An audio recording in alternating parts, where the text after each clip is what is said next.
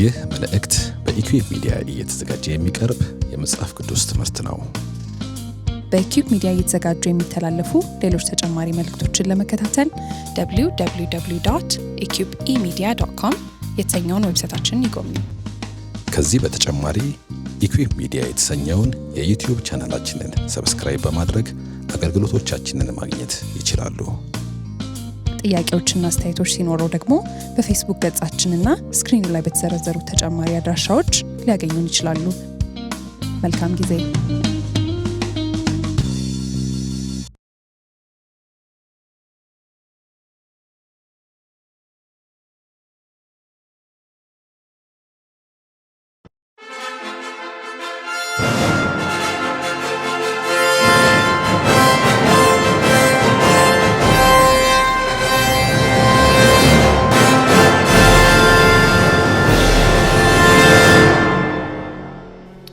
ማቴዎስ ወንጌል ጥናታችንን ለመጨረስ እንዲያስችለን ከማቴዎስ ወንጌል መጽሐፍ ምዕራፍ 28 ቁጥር 16 እስከ 20 ያለውን ክፍል አብረን እናነባለን። በጌታ በኢየሱስ ክርስቶስ ስም እንደዚህ ይላል። 11 ደቀ መዛሙርት ግን ኢየሱስ ወዳዘዛቸው ተራራ ወደ ገሊላ ሄዱ። ባዩትም ጊዜ ሰገዱለት። የተጠራጠሩ ግን ነበሩ። ኢየሱስም ቀረበና እንዲህ ብሎ ተናገራቸው። ስልጣን ሁሉ በሰማይና በምድር ተሰጠኝ። እንግዲህ ሂዱና አሕዛብን ሁሉ በአብ በወልድና በመንፈስ ቅዱስ ስም እያጠመቃችኋቸው ያዘዝኋችሁንም ሁሉ እንዲጠብቁ እያስተማራችኋቸው ደቀ መዛሙርት አድርጓቸው። እነሆም እኔ እስከ ዓለም ፍጻሜ ድረስ ሁል ጊዜ ከእናንተ ጋር ነኝ። ይህ የእግዚአብሔር ቃል ነው።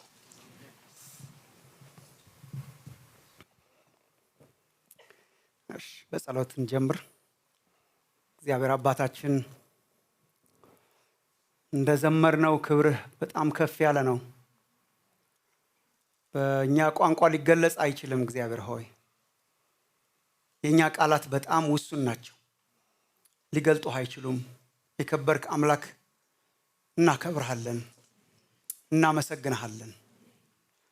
ዛሬ በተለይ ደግሞ በዚህ ምሽት ጌታ ሆይ በተለየ መልኩ እናመሰግንሃለን ስለ ወንጌልህ ስለተገለጠልን ስለተማርነው እግዚአብሔር አምላካችን ሆይ ስለዚህ ታላቅ መልእክት እናመሰግንሃለን።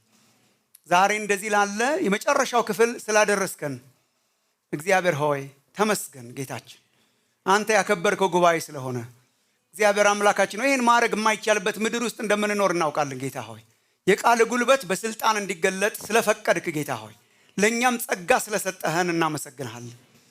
እግዚአብሔር አባት ሆይ ምን እንላለን? ሁሉ ካንተ ነው፣ ሁሉ ደግሞ ላንተ ነው፣ ላንተ ክብር ነው። እናከብርሃለን። ይህንን የመጨረሻ ሴክሽን እንድታስተምረን እንጸልያለን። ጌታ ሆይ ክፉ የሆነ አይኖቻችንን የሚጋርድ ቃል ሲገለጥ ደስ የማይለው ክፉ መንፈስ እንዳለ እናውቃለን። በጌታ በኢየሱስ ክርስቶስ ስም የተመታ ይሁን። እንዲለቅ አየሩን፣ እንዲለቅ አካባቢውን በጌታ በኢየሱስ ክርስቶስ ስም እናዛለን። የቃል ጉልበት በኃይልና በስልጣን በመካከላችን እንዲመላለስ እንጸልያለን። ክብር ላንተ ይሁን በጌታ በኢየሱስ ክርስቶስ ስም አሜን፣ አሜን።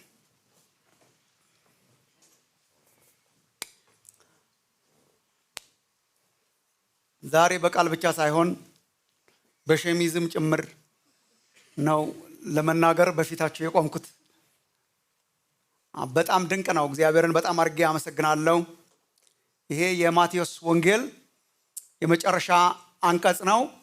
ከዚህ በኋላ ማቴዎስ ወንጌል የለውም፣ 29 የለም እና እግዚአብሔር ስለረዳን እግዚአብሔርን በጣም አድርጌ አመሰግናለሁ። ታኅሳስ 7 2015 ዓመተ ምህረት ነበር የጀመርነው የመጀመሪያው እና በጣም የሚገርም ጉዞ ነበረ። ሌላ ቀን ይኖራል ምናልባት ትዝታ የምናወራበት፣ ግን ይሄ በጣም አስፈላጊ ስለሆነ ነው እና በጣም በሚገርም ሁኔታ እግዚአብሔር በጣም ረድቶናል። 127 መልእክቶች ነው የሰማችሁት በእነኚህ ጊዜያት፣ አስተውሎት ሳይቆጠር ማለት ነው። የአስተውሎት ጊዜ ነበር እሱ ሳንቆጥር፣ የአምልኮ ጊዜ ነበረ እሱን ሳንቆጥር፣ እንደዚህ ስብከት ብቻ የተሰበክ ነው። 127 መልእክቶች ነው እንድናቀርብና እንድንሰማ እግዚአብሔር ይረዳን። የማቴዎስ ወንጌል ሁለት ትልልቅ የማይቋረጡ ፕሮግራሞች ነው የወለደው በቤተ ክርስቲያን ውስጥ። እግዚአብሔር ቢፈቅድ ልጆቻችንና የልጅ ልጆቻችን የሚያስቀጥሉት ማይቆም። አንደኛው የምታውቁት የሚሽንስ ፕሮግራም ነው። በማቴዎስ ወንጌል የተወለደ ነው። ይሄን ስናጠና ፒክ ያደረግነው ነው እና ሚሽንስ ፕሮግራም ተጀመረ። በየዓመቱ የሚሽንስ ዊክ አለን። ወንጌላውያንን እንደግፋለን። በያሉበት ቦታ ወንጌልን እንዲሰብኩ በገንዘባችን እናገዛለን፣ በስልጠና በማቴሪያል ይሄ ከማቴዎስ ወንጌል የወጣ ነውና በጣም አድርጌ እግዚአብሔርን አመሰግናለሁ። በጣም የእውነት የመንፈስ ቅዱስ ጉባኤያችን ጰራቅሊጦስ በዓል የተወለደው ከማቴዎስ ወንጌል ነው። መንፈስ ቅዱስን ስለማክበር እግዚአብሔር ሲያስተምረን ከሱ የተወለደ የማይቆም ማለት ነው። አይቆምም እግዚአብሔር ቢፈቅድ እና በዓመት አንድ ጊዜ ቢያንስ ጰራቅሊጦስን እያሰብን የመንፈስ ቅዱስ በዓል እንዲሆንልንና ደግሞ በዓል ብቻ ሳይሆን በመንፈስ ቅዱስ እንድንነካ እሱን እንድንቀሰቀስ ያደረገን የማቴዎስ ወንጌል ነውና በጣም አድርጌ እግዚአብሔርን አመሰግናለሁ። እነዚህ ትልልቅ ሙቭመንት ናቸው። ግን ከሁሉ በላይ እግዚአብሔርን በጣም አድርጌ አመሰግናለሁ በእያንዳንዳችን ህይወት ውስጥ እግዚአብሔር ስላደረገው እና የአንዳንዶቻችሁን ምስክርነት ስሰማ ለዚህ ሰው ብቻ ሆኖ ከሆነ ይበቃል እላለሁ። በቃ ወርዝ ያደርጋል። በጣም የደከሙትን እግዚአብሔር አበርትቷል። እኔ ራሴ የዛሬው 2 ዓመት ተኩል ምናምን ሰው አይደለሁም። በጣም ብዙ እግዚአብሔር አስተምሮኛል። እናንተ ራሳችሁ ኦንላይን ያላችሁ በጣም እግዚአብሔር የሰዎችን ህይወት በጣም ነክቷልና በጣም ጌታን አመሰግናለሁ ለመጽናትና ለመቆም ለመዳን ምክንያት ስላደረገው። የማቴዎስ ወንጌልን ዛሬ የመጨረሻውን አንቀጽ እንደማጠቃለል የሚያውቅ ሰው ትናንትና ማታ ቴክስት አደረገልኝ እና እዚሁ ማቴዎስ ወንጌል ስንጀምር አካባቢ ጌታን ተቀብሎ እና ደህንነት ተምሮ ከዛ ተጠምቆ አሁን በስራ ምክንያት ሌላ ሀገር የሚኖር ሰው ነው እና በኦንላይን ምናልባት ያይን ይሆናል። አሁን በእንግሊዝኛ ነው የጻፈልኝ፣ ግን በአማርኛ ልንገራችሁ። ማሙሻ የማቴዎስ ወንጌል እያለቀ ነው። ግሩም ጉዞ ነበር። ጌታ በራሱ ፕሮግራም ማቴዎስን ማስተማር ስትጀምሩ ነበር ያገኘኝና የመራኝ። ያኔ ክርስቶስን ተቀበልኩ፣ ተጠመቅኩ፣ ማቴዎስን እየተማርኩ አደግኩ። ዛሬ አብሬያችሁ ባጠቃልል ምንኛ ደስ ባለኝ ነበር። ለዚህ ሰው ብቻ አልኩ ትናንትና ማታ፣ ለዚህ ሰው ብቻ አርገኸው ከሆነ እነኚህ መልእክቶች ተሰብከው ከሆነ አመሰግናለሁ አልኩ። ክብር ለእግዚአብሔር።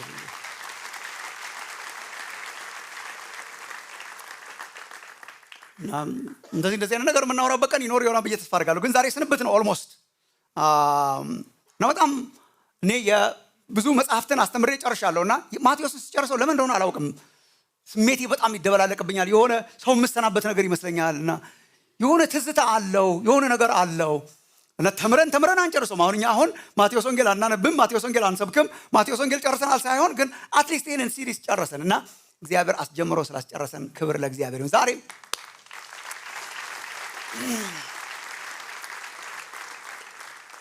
ከዚህ ቀጥሎ ምን ዛሬ ከዚህ ቀጥሎ ምን ነው ዋናው ሐሳብ? ከዚህ ቀጥሎ ምን እንማራለን ብላችሁ አስባችሁ እንደሆነ ተሳስታችኋል። እሱ በጣም ትንሽ ጥያቄ ነው። ከዚህ ቀጥሎ ምን መጽሐፍ ነው የምንማረው? ከዚህ ቀጥሎ ምን ቶፒክ ነው የምንማረው? እሱ እንደርስበታለን፣ እነግራችኋለን። የማቴዎስ ወንጌል ምዕራፍ 28 ቁጥር 16 ጀምሮ እስከ መጨረሻው ያለው ግን ክርስቶስ ተወለደ፣ ክርስቶስ መጣ፣ ክርስቶስ አስተማረ፣ ክርስቶስ አገለገለ፣ ክርስቶስ ሞተ፣ ክርስቶስ ከሞት ተነሳ፣ ክርስቶስ ከፍ አለ። and then what? ከዚህ ቀጥሎ የሚከተሉት እንዴት ይኑሩ? ተከታዮቹ እንዴት ይኑሩ? እንዴት ይመላለሱ? እሱ ነው በጣም ትልቁ ጉዳይ በዚህ በማቴዎስ ወንጌል 28 16-20። በተለምዶ ይሄንን ክፍል ታላቁ ተልእኮ ብላ ተጠራዋለች ቤተክርስቲያን። አይ ቲንክ ስሙ ጥሩ ነው። ስሙን መኖር አቃተን እንጂ ስሙ ጥሩ ነው እና እኛ ራሳችን ነው ያልነው። ታላቁ ተልእኮ the great commission ይባላል። ልክ ነው። በጣም ብዙ ትምህርት ተምራችሁ ይሆናል፣ በጣም ብዙ ስብከት ሰምታችሁ ይሆናል፣ በጣም ብዙ መጽሐፍት ተጽፈዋል በዚህ ፓራግራፍ ላይ ብቻ። ታላቁ ተልእኮ ነው። እኛ እንግዲህ ሂዱ ነው ያልነው። እንግዲህ ሂዱ ነው። ከየት አገኘ ነው ካላችሁ ጌታ ኢየሱስ በሰጠው በታላቁ ተልእኮ ውስጥ ለ11 ደቀ መዛሙርት ምናልባትም ለሌሎችም ተገልጦ ስልጣን ሁሉ በሰማይና በምድር ተሰጥቶኛል፣ እንግዲህ ሂዱ ነው። ከዚህ ቀጥሎ ምን? እንግዲህ ሂዱ ኑ ሲል ከርሞ ማለት ነው። ኑ ተከተሉኝ ሲል ከርሞ ሊሄድ ሲል አሁን ከዚህ በኋላስ ምን? እንግዲህ በሏት ቃሏን በሏታ በደንብ ሂዱ በቃ እንግዲህ ሂዱ መልእክተኞች የተላኩ ከዚህ በኋላ ተከታዮቹ እንዴት ይኑሩ ይሂዱ ይሂዱ ታሪክ ተሰርቷል ታሪክ ሽፍት አድርጓል አዲስ ነገር ሆነዋል ክርስቶስ ከሞት ተነስቷል እግዚአብሔር በሰዎች ታሪክ ውስጥ ጣልቃ ገብቷል ተደርጎ የማይሆን ተደርጎ የማያውቅ ነገር አድርጓል እግዚአብሔር ሰው ሆኖ ተወልዷል እግዚአብሔር በመካከላችን ተመላልሷል አምላክ በመካከላችን ተመላልሶ አስተምሯል አምላክ የኛን ኃጢአት ተሸክሞ ሞቶልናል አምላክ ተነስቷል አምላክ ከፍ ብሏል ታሪክ ላይ መለስ ሽፍት አድርጓል እንዴት ይኑሩ ይሂዱ አሸናፊነቱ ተገልጧል ይሂዱ ወገኖቼ ትንሽ ነገር በጣም ከጊዜ ወደ ጊዜ ቤተክርስቲያን ውስጥ ቁም ነገረኛ ሰው እያነሰ ነው ሲሪየስ የሆነ የምር የሆነ እንደ ተላከ የሚኖር ለምንድነው በዚህ ምድር ላይ የምኖረው በዚህ ምድር ላይ ጌታን ተቀብዬ በዚህ ምድር ላይ የምኖርበት ዓላማ ምንድነው ብሎ የሚፈትሽ ለዚህ ዓላማ የሚኖር እንደ ተላከ ሰው የሚኖር ሲሪየስ የሆነ ቁም ነገር የሚያስብ ከጆክ የተላቀቀ ቁጭ ብሎ ዝም ብሎ የሚመገብ ህዝብ በጣም አለ ግን ምንድነው ሪሊ እግዚአብሔር ዓላማ በዚህ ምድር ላይ ስኖር ባይዘው ያስተባችሁበት ታቆ እንደሆነ እንጂ ምንድነው እግዚአብሔር ዓላማ በዚህ ምድር ላይ ስንኖር ምን ሊያረግ ነው እግዚአብሔር የሚያኖረን ምን ሊያረግ ነው እግዚአብሔር እድሜ የጨመረልን ምን ሊያረግ ነው እድሜ የጨመረልን ጌታን ካገኘን በኋላ ቀጥታ ያልወሰደን ለምንድነው አስተባችሁበት ታቆ እንደሆነ እየተገናኘን እንድንነቃቃ ወስዶ ደንበኛው ማነቃቂያ ውስጥ አይከተንም ነበር እንዴ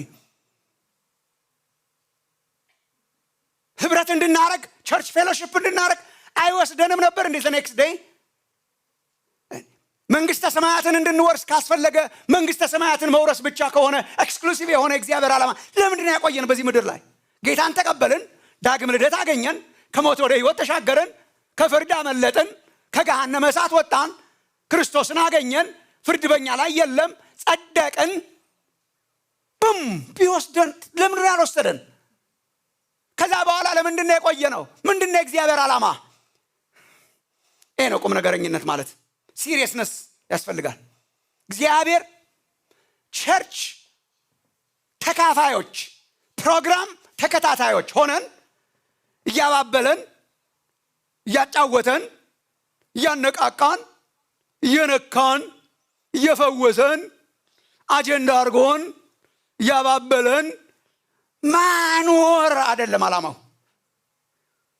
ቸርች አቴንዳንስ እንድንሆን አልተጠራንም እንደዛ አልተጠራንም የእግዚአብሔር ዓላማ እሱ አይደለም በህይወት የቀጠልነው ፕሮግራም ለመካፈል ሳይሆን ህይወት ለማካፈል ነው እንድንሄድ ነው ሲሪየስነስ በጣም ያስፈልጋል በጣም እንደ ግለሰብ ለምንድን ነው ያለሁት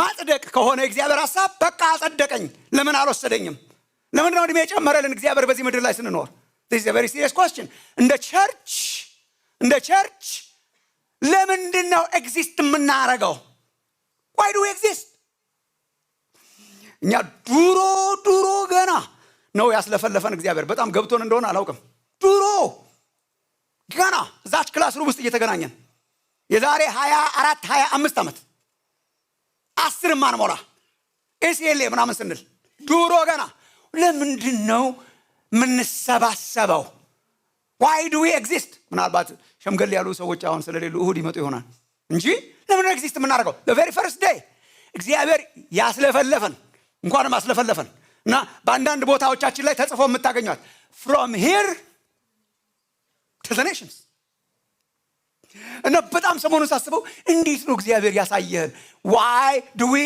exist ለምንድን ነው የምንሰባሰበው as a church ስፖርታችን ለመነቃቃት አይደለም ምን ለማድረግ from here ከዚህ ወደ ዓለም ሁሉ 10 ማንሞላ ማለት ነው ከዚህ ወደ ዓለም ሁሉ እንደ ግለሰብ ምንድነው የእግዚአብሔር ዓላማ በህይወታችን ሲሪየስ ማስተር ይሄ ነው ታላቁ ተልእኮ ይሄ ነው ማቴዎስ ይሄ ነው ፍጻሜው እና አንዳንድ ነገሮችን እንድናይ ፈልጋለሁ ዛሬ ምሽት ተልእኮው አንድ ነው ተመልከቱ ተልእኮው አንድ ነው።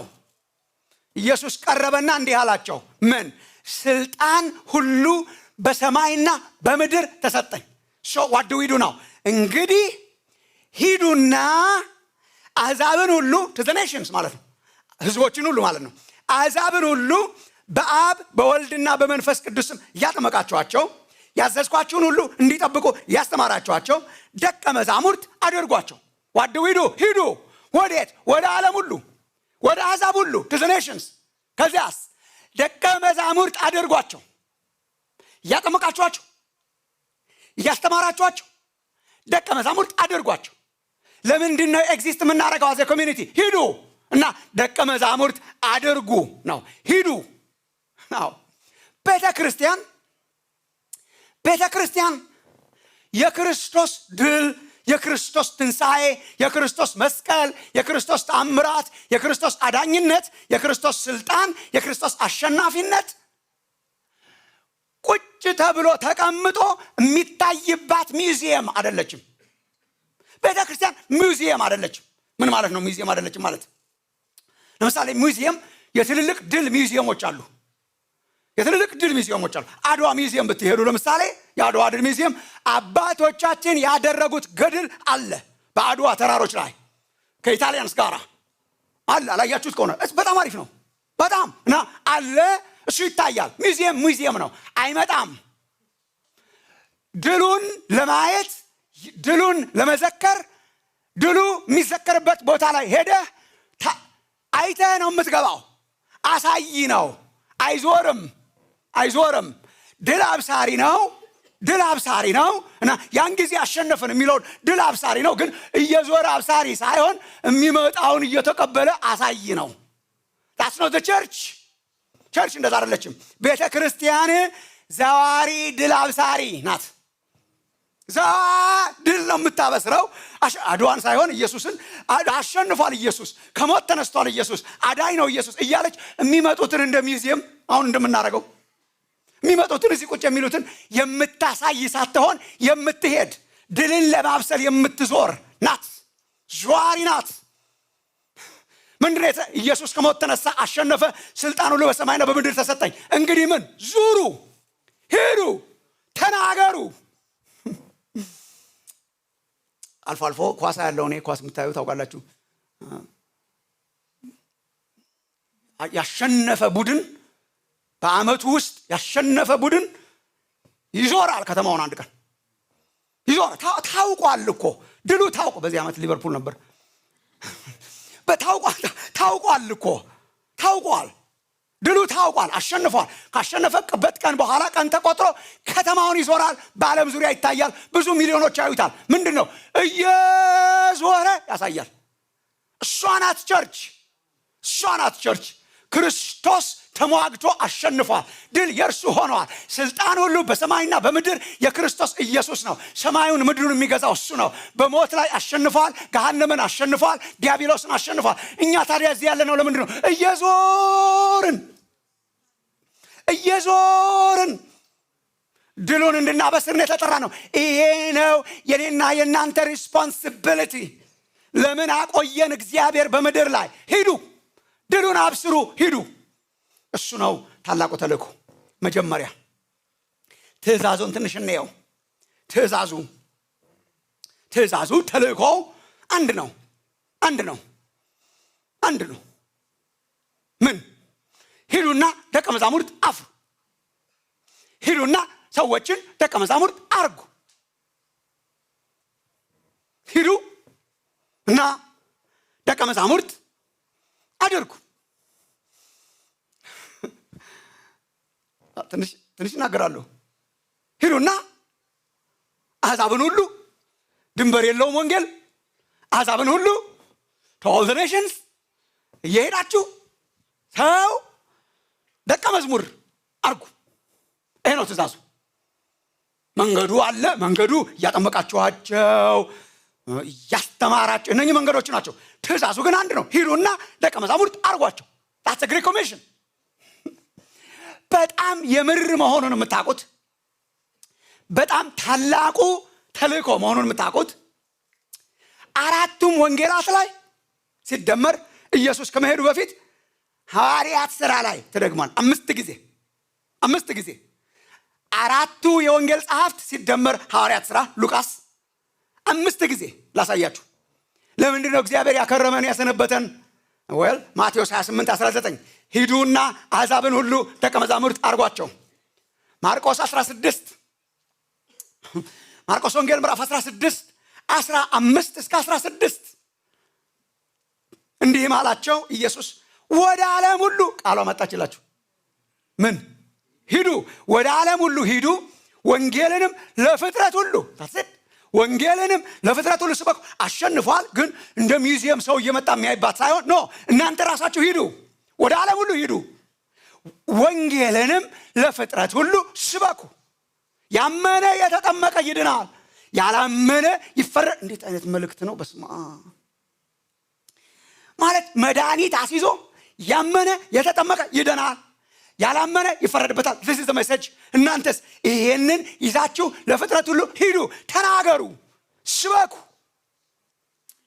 ሉቃስ ወንጌል ምዕራፍ 24 46 እስከ 49 ሉቃስ ወንጌል ምዕራፍ 24 46 እስከ 49 again the great commission እንዲህም አላቸው ክርስቶስ መከራ ይቀበላል። ለደቀ መዛሙርቱ ሲገለጥላቸው በኢየሩሳሌም እንዲህም አላቸው ክርስቶስ መከራ ይቀበላል፣ በሶስተኛውም ቀን ከሙታን ይነሳል። this is the gospel። ይሄ ነው ወንጌል። በስሙም ንስሐና የኃጢአት ስርየት ከኢየሩሳሌም ጀምሮ በአሕዛብ ሁሉ ይሰበካል ተብሎ እንዲሁ ተጽፏል ይልና ቁጥር 48 እናንተም እነኛን 11ዱን እናንተም ለዚህ ምስክሮች ናቸው። what is the mission? the mission is ክርስቶስ ኢየሱስ ሞቶ ተነስቷል። ይሄ ከኢየሩሳሌም ጀምሮ to the nations ይሰበካል። እናንተም የዚህ ምስክሮች ናችሁ። አባቴ የሰጠውን ተስፋ ልክላችኋለሁ። እሱን ተስፋ እስክትቀበሉ ድረስ ኃይል እስክትለብሱ ድረስ ከኢየሩሳሌም እንዳትወጡ፣ ግን መጨረሻ ላይ ሲመጣ ውጡ፣ ሂዱ። ለምንድን ነው ያኖረኝ እግዚአብሔር? ሂዱ። ዮሐንስ ወንጌል ምዕራፍ 20 ቁጥር 21 ዮሐንስ ወንጌል ምዕራፍ 20 ቁጥር 21 ይሄ ታላቁ ተልእኮ ነው። ጌታ ኢየሱስ ለደቀ መዛሙርቱ ዳግመኛ ተገለጠና ኢየሱስም ዳግመኛ ሰላም ለእናንተ ይሁን አለና አብ እንደላከኝ እኔ ደግሞ ልካችኋለሁ አለ። አብ እንደላከኝ እንዲሁ the same mode አብ ወዴት ላከው ልጁን? ወደ ዓለም፣ ወደ ቆሻሻው ዓለም፣ ወደ ኃጢአተኛው ዓለም፣ ተስፋ ቢስ ወደ ሆነው ዓለም ላከው። ልክ አብ እንደላከኝ እልካችኋለሁ እኔም። and መጨረሻ ላይ ሐዋርያት ሥራ ምዕራፍ 1 ቁጥር 8 ሐዋርያት ሥራ ምዕራፍ 1 ቁጥር 8 ኢየሱስ አብሯቸው ቆየ እያስተማረ ስለ እግዚአብሔር መንግስት። መጨረሻ ላይ የተናገረው ነገር is መንፈስ ቅዱስ በእናንተ ላይ በወረደ ጊዜ ኃይልን ትቀበላላችሁ። ትቀበሉና በኢየሩሳሌም፣ በይሁዳ ሁሉ፣ በሰማሪያ እስከ ምድር ዳርቻ ድረስ ምስክሮች ትሆናላችሁ። በቃ ወንጌላት በስምምነት ያሰፈሩት የኢየሱስ ተልእኮ is አሁን አይታችኋል፣ ምስክር ናችሁ። ክርስቶስ አሸንፏል። ክርስቶስ ሕይወት ነው። ያመነ የተጠመቀ ይድናል። ሂዱና ተናገሩ ለአሕዛብ ሁሉ። ወደዚህ ቁም ነገር ነው እግዚአብሔር ይጠራል። ሕይወታችሁን አታባክኑ ወንድሞች እናቶች፣ ሕይወታችሁን በከንቱ አታባክኑ። ለተላካችሁበት ነገር መኖር ያርግላችሁ እግዚአብሔር።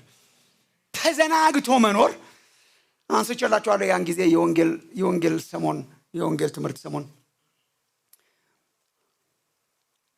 ምናልባት አንዳንዶቻችሁ ትዝ ይላችሁ ይሆናል። እንደ አስተዳደጋችሁን ስታስቡ የእኔ ዕድሜና ምናልባት ከዛ በላይ ሳትሆኑ አቀሩም እንጃ። እኛ ድሮ ልጅ እያለን አንዱ ስራችን መላላክ ነበር። ኦልሞስት ፉል ታይም ኦልሞስት። ስልክ እንደ ልብ የለም፣ ስልክ እኛ ነን። ቴክስት የለም፣ ቴክስት እኛ ነን። ፐርሜር ነው። ሂድና ስዬ እንትና ጋር ደሰን ስንመልስ ጎሽ መጣ ማረግልን አታውቃትም። ደግሞ ሂድና ጋሽ እንትና ጋር ጎሽ እኔ ልጅ የተባረክ ሂድና ደግሞ እንትና ጋር ተላላኪ ነበር። አይ ቲንክ እግዚአብሔር የባረከን ተወራረክ ነበር። እና በመላላክ ሂደት ውስጥ ማት ፋውል ልትሰሩ ትችላላችሁ። አንደኛው ፋውል መልእክቱን ሳይሰሙ መሄድ ነው። ይሄ ደርሶብኝ ያውቃል። ለምሳሌ እኔ በትክክል ሳይሰሙ ከዛ ስደርስ ምን ነበር የተባልኩት ምናምን ምክረት ባለ። ሌላኛው ፋውል ግን በተለይ የምንወዳቸው ጓደኞቻችን ያሉበት ቤት ከተላክ ምንወዳቸው ጓደኞች ኳስ አብረውን የሚጫወቱ ጓደኞቻችን ጋር የተከታተላከን እንሄድና ለጨዋታ የተላከን ይመስል ሂድና ይዘልን ቶሎና ተብለን ተልከን ጓደኞቻችን አሉ ስንጫወት መላካችንን ረስተን ሳቅ ጨዋታ አድርገነው ላይፍን ጆክ አድርገነው ኳስ ጨዋታ አድርገነው ስንጫወት አምሽተን ማታ ላይ ትዝ ይላችሁ እንደሆነ ኦ ማይ ጉድነስ መመለስና የወላጅን ፊት ማየት በጣም ከባድ ነው። ቤቱን እንዞረዋለን ማለት ጊዜ ላለመግባት እስልክ ተልኮ ቀልድና ጆክ ሲያደርግ ኑሮ ህይወትን መመለስ ወደ ቤት ክራይም አይ ቲንክ ብዙዎቻችንን ሳይ እንደዛ ሆነናል። መላካችንን ረስተን ኳስ ጨዋታ ላይ፣ መላካችንን ረስተን እግዚአብሔር ያልሰጠን አሳይመንት ላይ፣ መላካችንን ረስተን ጆክ ላይ፣ መላካችንን ረስተን እኛን ማባበል ላይ፣ መላካችንን ረስተን ቁጭ ብለን ምንም የማንሰራ መላካችንን የረሳን አንድ ቀን ፊቱን እንዴት እናያለን? ወንድሞች እናቶች እኔና እናንተ ሚሽን የተሰጠን ተልኮ የተሰጠን የተላከ ሰው መድኃኒት አድራሽ ሰው ወሳኝ መድኃኒት አድራሽ ሰው ሂዱና ደቀ መዛሙርት አድርጉ። ማን የተጠራው? ሁላችን። ከዚሁ ከማቴዎስ ወንጌል ትንሽ ላሳያችሁ ወደዚህ ቁም ነገር እንድንመለስ። የተጠራ ሁሉ እንዲመሰክር ተልኳል። this is my point። የተጠራ ሁሉ ኢየሱስን የሚያውቅ ሁሉ እንዲመሰክር እንዲለውጥ ሰው that we're not ashamed እንዲለውጥ ሰው ልትለውጡ ነው ይላሉ ሰው። ታዲያ ምን ላደርግ ነው? ኳስ ልጫወት ነው? ሰው ሁሉ መለወጥ አለበት ወደ ክርስቶስ። ሰው እንድንሄድ ሰው እንዲለወጥ እንድንረዳ ተጠርተናል። ምዕራፍ 28 ቁጥር 16 11 ብቻ ያለ ይመስላል። ቋንቋው ትንሽ እንትን ነው፣ ከባድ ነው። 11 ብቻ ያሉ ይመስላል። I don't think so አይመስለኝም። ወደ 11 ጠጋ ብሎ 11 ደቀ መዛሙርት ወደ አዘዛቸው ተራራ ወደ ገሊላ መጡ ይላል። 11 ወደ ገሊላ ሄዱ ይላል። ከዛ ባዩት ጊዜ ሰገዱለት፣ የተጠራጠሩ ነበሩ እናየዋለን። ደን ቀረብ አለና አወራቸው። እኔ እንደማስበው እኔ ብቻ ሳልሆን ሌሎች የመጽሐፍ ቅዱስ አስተማሪዎችም እንደማስበው ኢየሱስ በነገራችን ላይ ከዚህ በፊት በኢየሩሳሌም ለ11 ተገልጧል። ይሄ መጀመሪያው አይደለም። ገሊላ ቀድማቸዋለሁ ብሏል። ዋና ታርጌቱ ገሊላ ነው። ሚሽን የሚሰጠው ከገሊላ ነው። የጀመረው ከገሊላ ነው። አገልግሎቱ እሱ ወገኖቼ ከገሊላ ነው የጀመረው። ተራራው ላይ ነው ሚሽን የሚሰጠው። ተራራው ላይ ነው በጣም ትልቁ ሚሽን የሚሰጠው። ግን ተገልጦላቸዋል በኢየሩሳሌም። ለምሳሌ ከፈለጋችሁ ተገልጦ አሳይቷቸው ራሱን ገልጦላቸው ማቴዎስና ማርቆስ ኢንትረስትድ የሆኑት በገሊላ ነው። ገሊላ ላይ ስለተሰጠው ሚሽን ነው። ግን ሉቃስና ዮሐንስ ይነግሩናል በኢየሩሳሌምም በይሁዳ በነበሩበት ጊዜ ፈርተው በነበሩበት ጊዜ ኢየሱስ ተገልጦ ነበር። ለምሳሌ ሉቃስ 24:37-41 ማንበብ ትችላላችሁ።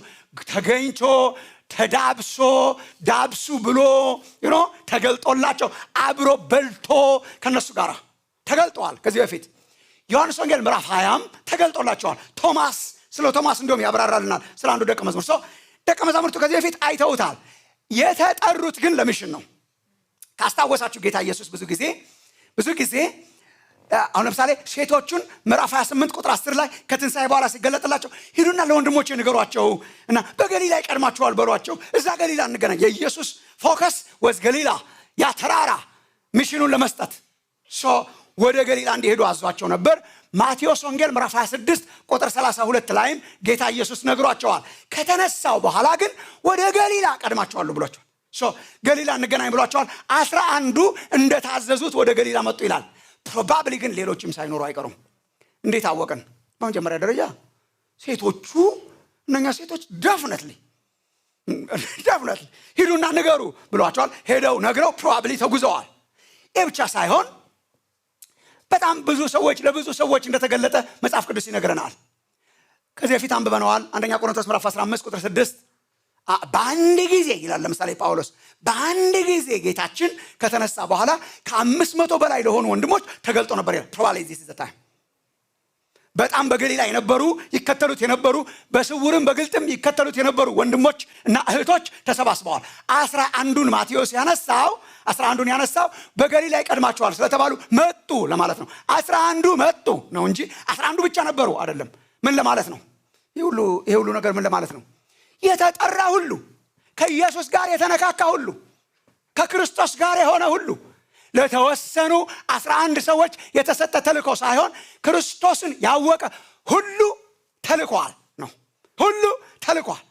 11ዱም 500 ሴቶቹ የተሰባሰበ በገሊላ ደግሞ በጣም እኔ ጌታ ኢየሱስ በጣም ይገርም። በኋላ አነሳዋለሁ። ግን ሄዶ ወንጌል መመስከር አንዳንድ ሰው ምን ይመስላችኋል? ለተወሰኑ በጣም ብርቱ ሰዎች የተሰጠ ይመስላችኋል? ታላቁ ተልእኮ ብርቱ ላልሆኑ ሰዎች እንደተሰጠ የምታውቁት አንደኛ 11 ብሎ መጀመሩ ነው። ዌልካም ጋር መጡ። ሰሞኑን አልነበሩ። እኔ ጌታ ኢየሱስ ራሱን ተማምኖ መንፈሱን ተማምኖ መሆኑን የምታውቁት ኃያላንን መልምሎ ሳይሆን ታላቁን ተልእኮ ያስፋፋው ደካሞችን፣ ፈሪዎች በር ዘግተው ይንቀጠቀጡ የነበሩት 11 የሚላቸው ለዚህ ነው። እነሱ ነበሩ።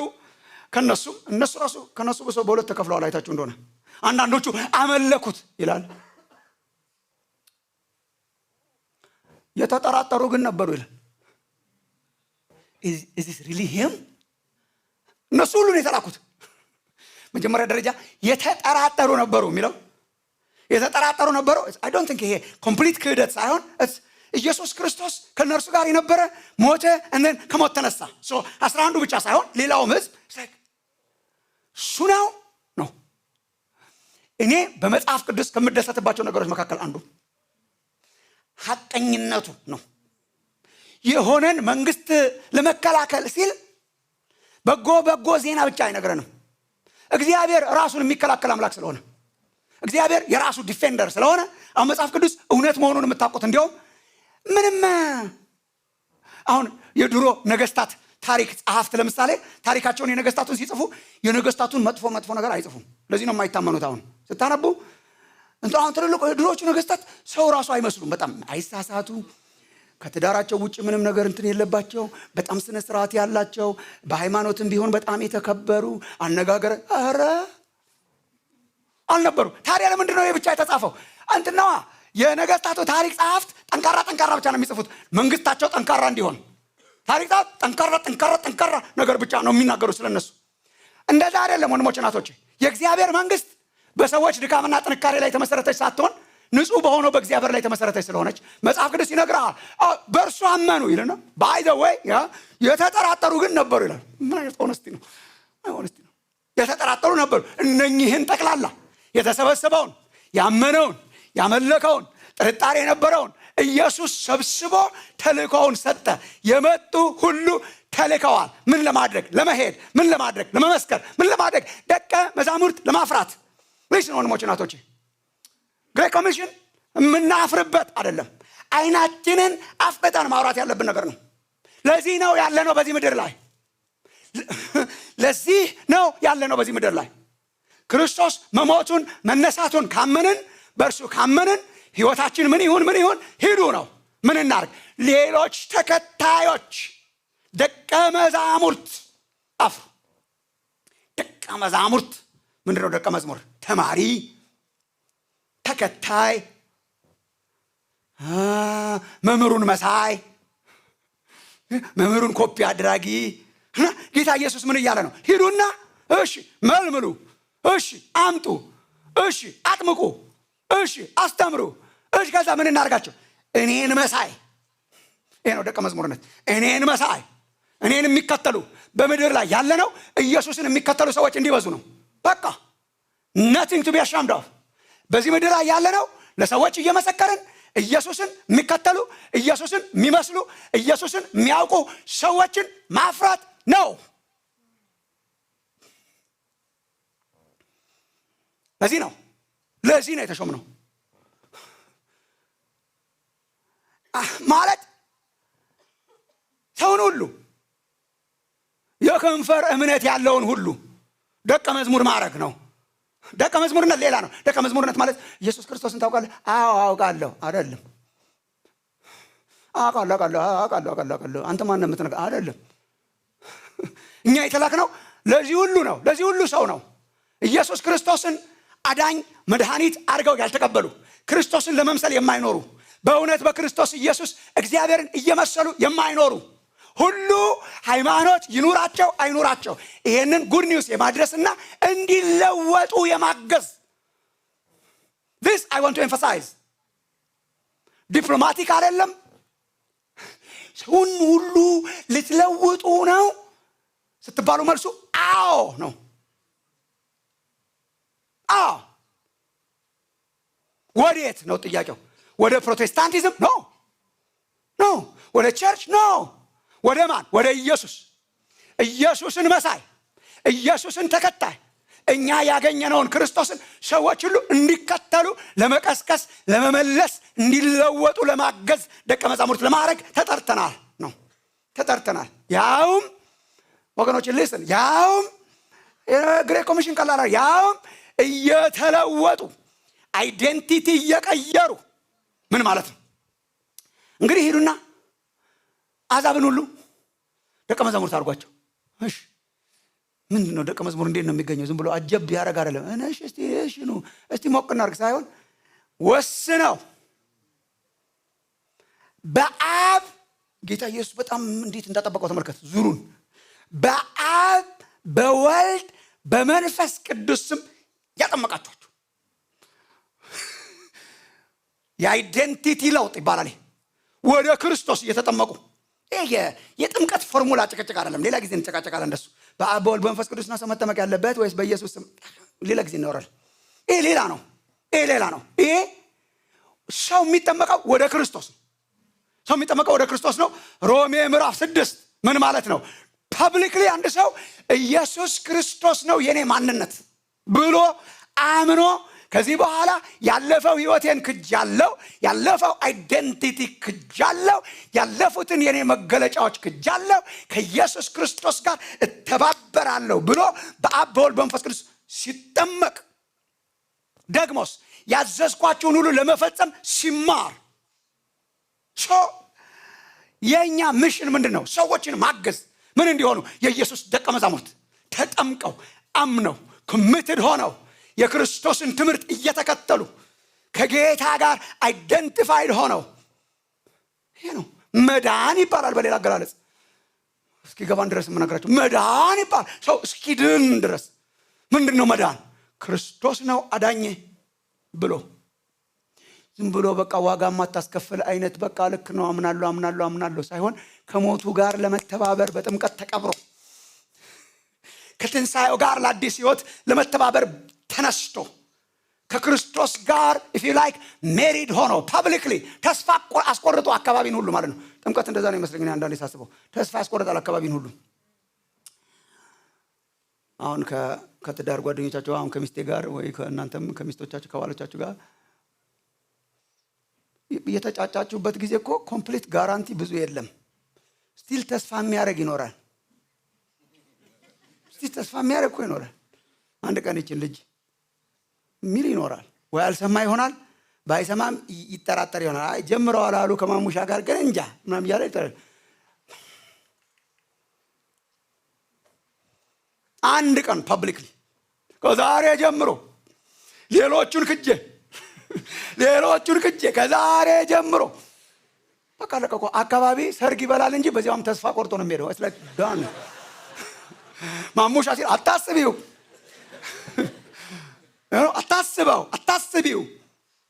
ሚስቶቻችሁን አታስባት። ዳን ጥምቀት ምንድን ነው? ሰው ስለ ክርስቶስ ይሰማል። ለዚህ ነው ዝም ብሎ አይነት ሳይሆን ደቀ መዝሙርነት። ሰው ስለ ክርስቶስ ይሰማል፣ አዳኝነቱን ይሰማል፣ ክርስቶስ ኢየሱስን ይቀበላል። ከዛሬ ጀምሮ ህይወቴ እርሱ ነው፣ መንገዴ እርሱ ነው ይላል። በአካባቢ ያለ ቆይ አንድ ቀን ምናምን ሳይል አይቀርም።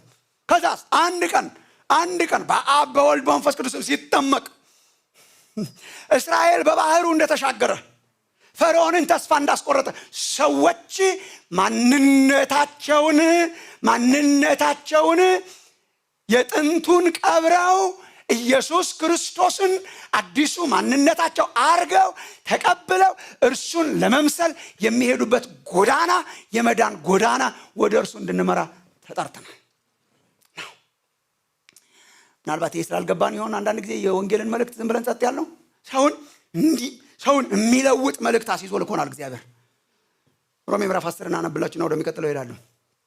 ሮሜ ምዕራፍ 10 ስለ እስራኤል መዳንና ስለ ወንጌል ቅዱስ ጳውሎስ ሲናገር ሮሜ ምዕራፍ 10 ቁጥር 13 እስከ 17 ላይ ሮሜ ምዕራፍ 10 ቁጥር 13-17 የጌታን ስም የሚጠራ ሁሉ ይድናልና እንግዲህ ያላመኑትን እንዴት አድርገው ይጠሩታል? ባልሰሙትስ እንዴት ያምናሉ? እሺ ካልሰሙ እንዴት ያምናሉ? ባልሰሙት እንዴት ያምናሉ? ያለ ሰባኪስ እንዴት ይሰማሉ? መልካሙን የምስራች የሚያወሩ እግሮቻቸው እንዴት ያማሩ ናቸው ተብሎ እንደተጻፈ ካልተላኩ እንዴት ይሰብካሉ? ነገር ግን ሁሉ ለምስራቹ ቃል አልታዘዙም። ኢሳይያስ ጌታ ሆይ ምስክርነታችንን ማን አመነ ብሏልና። ቁጥር 17 እንግዲያስ እምነት ከመስማት ነው፣ መስማትም በእግዚአብሔር ቃል። እምነት የሚመጣው መለወጥ የሚመጣው ደቀ መዝሙርነት የሚመጣው ከመስማት ነው። ማን ነው የሚያሰማው? ያመኑ ሁሉ እንዲያሰሙ ተልከዋል። get serious my friends, get serious. ቢያንስ ስራ ያለበት ህዝብ መሆናችንን ይሰማን። ስራ ያለበት ጎዳና ላይ ያለውን ህዝብ ከሁለት ነው የምትከፍለው። አሁን እዚህ ብትወጣ ካዛንቺስ ስራ ያለበት እየተጣደፈ የሚሽለኮለክ ኦር ለመዝናናት የወጣ የማይቸኩል። ለመዝናናት የወጣውም ያስታውቃል፣ ሲሪየስ ያልሆነውም ያስታውቃል፣ ሲሪየሶቹም ያስታውቃሉ። ሲሪየስ ያልሆነው ያስታውቃል። መንገድ ላይ የሆነ ነገር ሲሆን ያስቆመዋል፣ ይቆማል፣ ችግር የለም። ሰው ሲጣላ ቆሞ ያያል፣ መኪና ሲጋጭ ቆሞ ያያል። የሆነ የሚያስቅ ነገር ከመጣ ቁጭ ብሎ ሲስቅ ይውላል። ምን አይመስለው መስለኝ የለውማ። እነኛ ግን ሲሪየስ ናቸው። ወንድሞች እናቶች፣ በዚህ በጣም ቧልት በበዛበት ቀልድ በበዛበት ዓለም ላይ እንደተላከ ህዝብ የምንኖር ህዝብ እግዚአብሔር ያርገን። እኛ ሲሪየስ መልእክት የተሰጠን ህዝብ ነን። እኛ ካላደረስን ሰው አይድንም። ሮሜ ምዕራፍ 10 ካላደረስን ካልሰማ ሰው ወደ መዳን ደቀ መዝሙር ለመሆን አይመጣም። ይሄ ተልእኮው ነው። ይሄ ትእዛዙ ነው። ጥቂት ነገሮችን ግን ማለት አለብን። በሁለተኛ ደረጃ የስልጣናችንን መሰረት ትንሽ ለማየት እንሞክር። የታላቁ ተልእኮን መሰረት ትንሽ አንድ ሶስት ነገሮች ቁጭ አድርገን ለመጨረስ እንሞክራለን። ማቴዎስን ከመጨረሳችን በፊት ምንድነው ምክንያታችን? ምንድነው ምክንያታችንን ለማድረስ? የታላቁ ተልእኮ መሰረት ምንድነው? ሞቲቬሽናችን ምንድነው? ሞቲቬሽናችን ምንድነው? የሚያነቃቃን ምንድነው? እየተሰደብን እንድንሄድ የሚያደርገን ምንድነው? ዝም በሉ እየተባለ ነው የምንናገረው ምንድነው? መሰረቱ ምንድነው? ምክንያታችን ምንድነው? እኛ ሀገር ገና ነው፣ ወንጌል በጣም እየተሰበከ አይደለም። ግን ገና ስለጀመረን ብቻ የሚቆጡ ሰዎች አሉ። ምንድናችሁ ነው ተጠቆሙ እንደምን እናቆምም ነው መልሱ። ምን እየተከለከላችሁ እንደዚህ የሚያረጋችሁ ምንድነው? ለዚህ ነው መልስ ለመስጠት እንሞክረው። እየተከለከልክ this is not popular። ኢየሱስ ክርስቶስ ያድናችኋል፣ ወደ ክርስቶስ ኑ ብሎ መስክሮ ሰዎችን የክርስቶስ ደቀ መዛሙርት እንዲሆኑ ማድረግ ዋጋ ያስከፍላል፣ ያስጠላል፣ ያሳማል፣ ያስደበድባል፣ በሶሳይቲ የተገፋ እንድትሆን ያደርጋል። ግን እንቀጥላለን። አዎ ምንድነው መሰረታችን? ሶስት ላሳያችሁ። ሶስት አንደኛ ክብሩ ነው። ምንድነው የሚያነሳሳን? ክብሩን ማየታችን፣ ውበቱን ማየታችን። የውበቱ የክብሩ አድናቆት ነው የተልእኳችን መሰረት። አስረዳችኋለሁ እንደምንም ብዬ ዛሬ ማታ።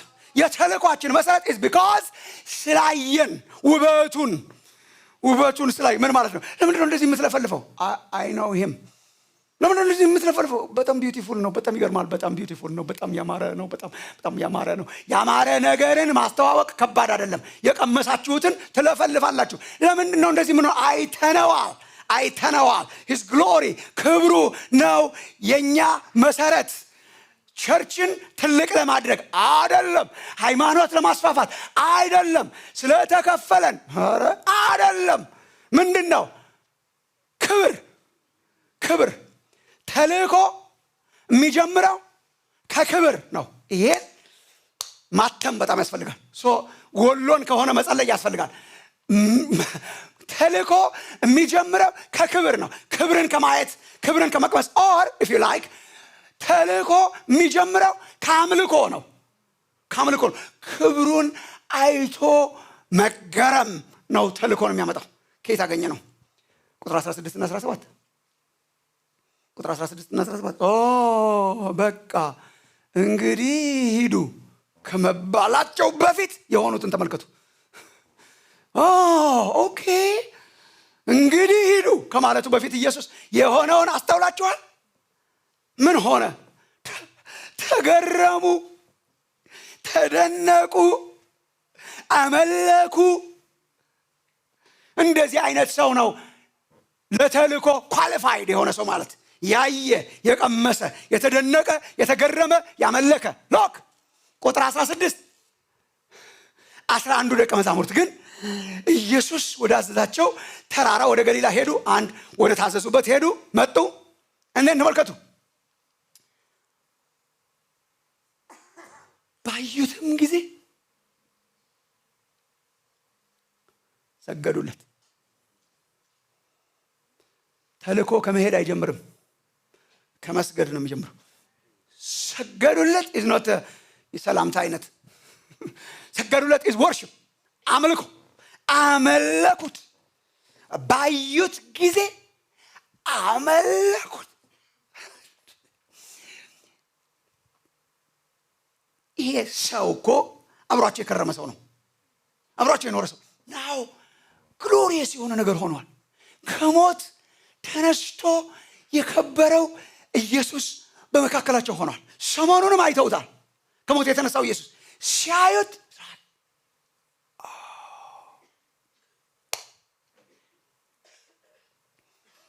አምልኮ። እኔ ማቴዎስ ወንጌል ጅማሬውና ፍጻሜው ይመሳሰልብኛል በብዙ መንገድ። ሲጀመር በአምልኮ ነው የጀመረው። የሰማይ መላእክት ሰራዊት ሲያመልከው፣ ሰብአ ሰገል ሲያመልኩት ሕፃን ሆኖ ሰብአ ሰገል አመለኩት፣ ሰገዱለት የሚለው ይሄ ነው። ኮከቡንም ባዩ ጊዜ ምዕራፍ 2 ቁጥር 10 ማቴዎስ። ኮከቡንም ባዩ ጊዜ በታላቅ ደስታ እጅግ ደስ አላቸው። ቁጥር 11 ወደ ቤት ገብተው ሕፃኑን ከእናቱ ከማርያም ጋር አዩት፣ እነን ወድቀው ሰገዱለት። ግሎሪየስ መሆኑ ታይቷቸው መሆን አለበት። አይን ቤት ውስጥ ገቡ። ከእናቱ ከማርያም ጋር ነው ያለው። ምናልባት ዮሴፍን በአካባቢው አለ። ሶህም ይሄ ነው ሰገዱለት። አምልኮ ነው ሰገዱለት። ወንድሞቼ ናቶቼ፣ ተልእኮ ከአምልኮ ነው የሚጀምረው። ከመደነቅ ነው የሚጀምረው። ከመገረም ነው የሚጀምረው። ወርሺፕ ከማድረግ ነው የሚጀምረው። ያልተደነቁ አይመሰክሩም። እንደገባችሁ ብትመስሉ ይሻላችኋል። በጊዜ የማያስደንቃችሁን ነገር አታወሩም። this is very natural. ጥቂት ጊዜ ከሰው ጋር ብትሆኑ የዚያ ሰው ፍላጎት እና ያ ሰው በምን እንደሚደነቅ ለማወቅ ጊዜ አይፈጅባችሁ። በአንዴ ታገኙታላችሁ። እንዴት ነው የማገኘው? በመገለጥ ነው። ዝም ብለህ የሚያወራውን ስማ። ሰው የሚያወራው የሚገረምበት ነው። ከመጀመሪያ ጀምሮ እስከ መጨረሻ እና ይገርማል። ከዛ በኋላ እንትና ቦዛ ከዛ እንትና ሰሞኑን የእንትና ያወጣውን ፊልም አይተዋልና እንትና አክተርና የአንጀሊና እና የእንትና ከዛ እንትና ከዛ በኋላ የሚገርም 1972 ላይም ሌላ ፊልም አውጥቶ ነበርና ከዛ በኋላ ይገርማል። እንትና በሙዚቃውና እንትና ሆሊውድ ነው የሚኖረውና የለበሰውን ልብስ ራት ላይ እንትና አይተዋል። እንትና ነው አሁን ምን የሆሊውድ መስካሪ እንደሆነ የተደነቀው ነው የሚያወራው። ፖለቲካ የሚያስገርመውን ለማወቅ ፖለቲካ እንኳን እኛ ጠቅላላችንም ሳንሆን አንቀርማውን፣ ግን ፖለቲካ የሚያስገርም ዝም ብለህ ስማው። ከዛ በኋላ እንትን ሆኖ ከዛ እንትና ፓርቲ እንትን ሆኖ ከዛ በኋላ እንትና ደግሞ ሰው ያስገረመውን ማውራቱ አይቀርም። ለዚህ ነው እግዚአብሔር ፕሮፌሽናልስ ሆነን እንድንመሰክርለት ሳይሆን የጠራን አምልከን እንድንመሰክርለት። ተገርመናል ወይ ነው። የተገረሙ ይመሰክራል። ለምንድን ነው ምክንያታችሁ? ስትመሰክሩ አይተነዋል፣ ቀምሰነዋል፣ ከሞት ተነስቷል፣ ሰግደንለታል፣ አምልከነዋል። ዊ ኖ ሂም። ክብሩን ያዩ አይተነዋል። ክብሩን ከማየት ነው የሚጀምረው። ምንድነው የታላቁ ተልእኮ መሰረት? ክብር። they saw his glory። በቃ ከዛ ኢየሱስ ከዛ ቀጥሎ እንግዲህ ሂዱ።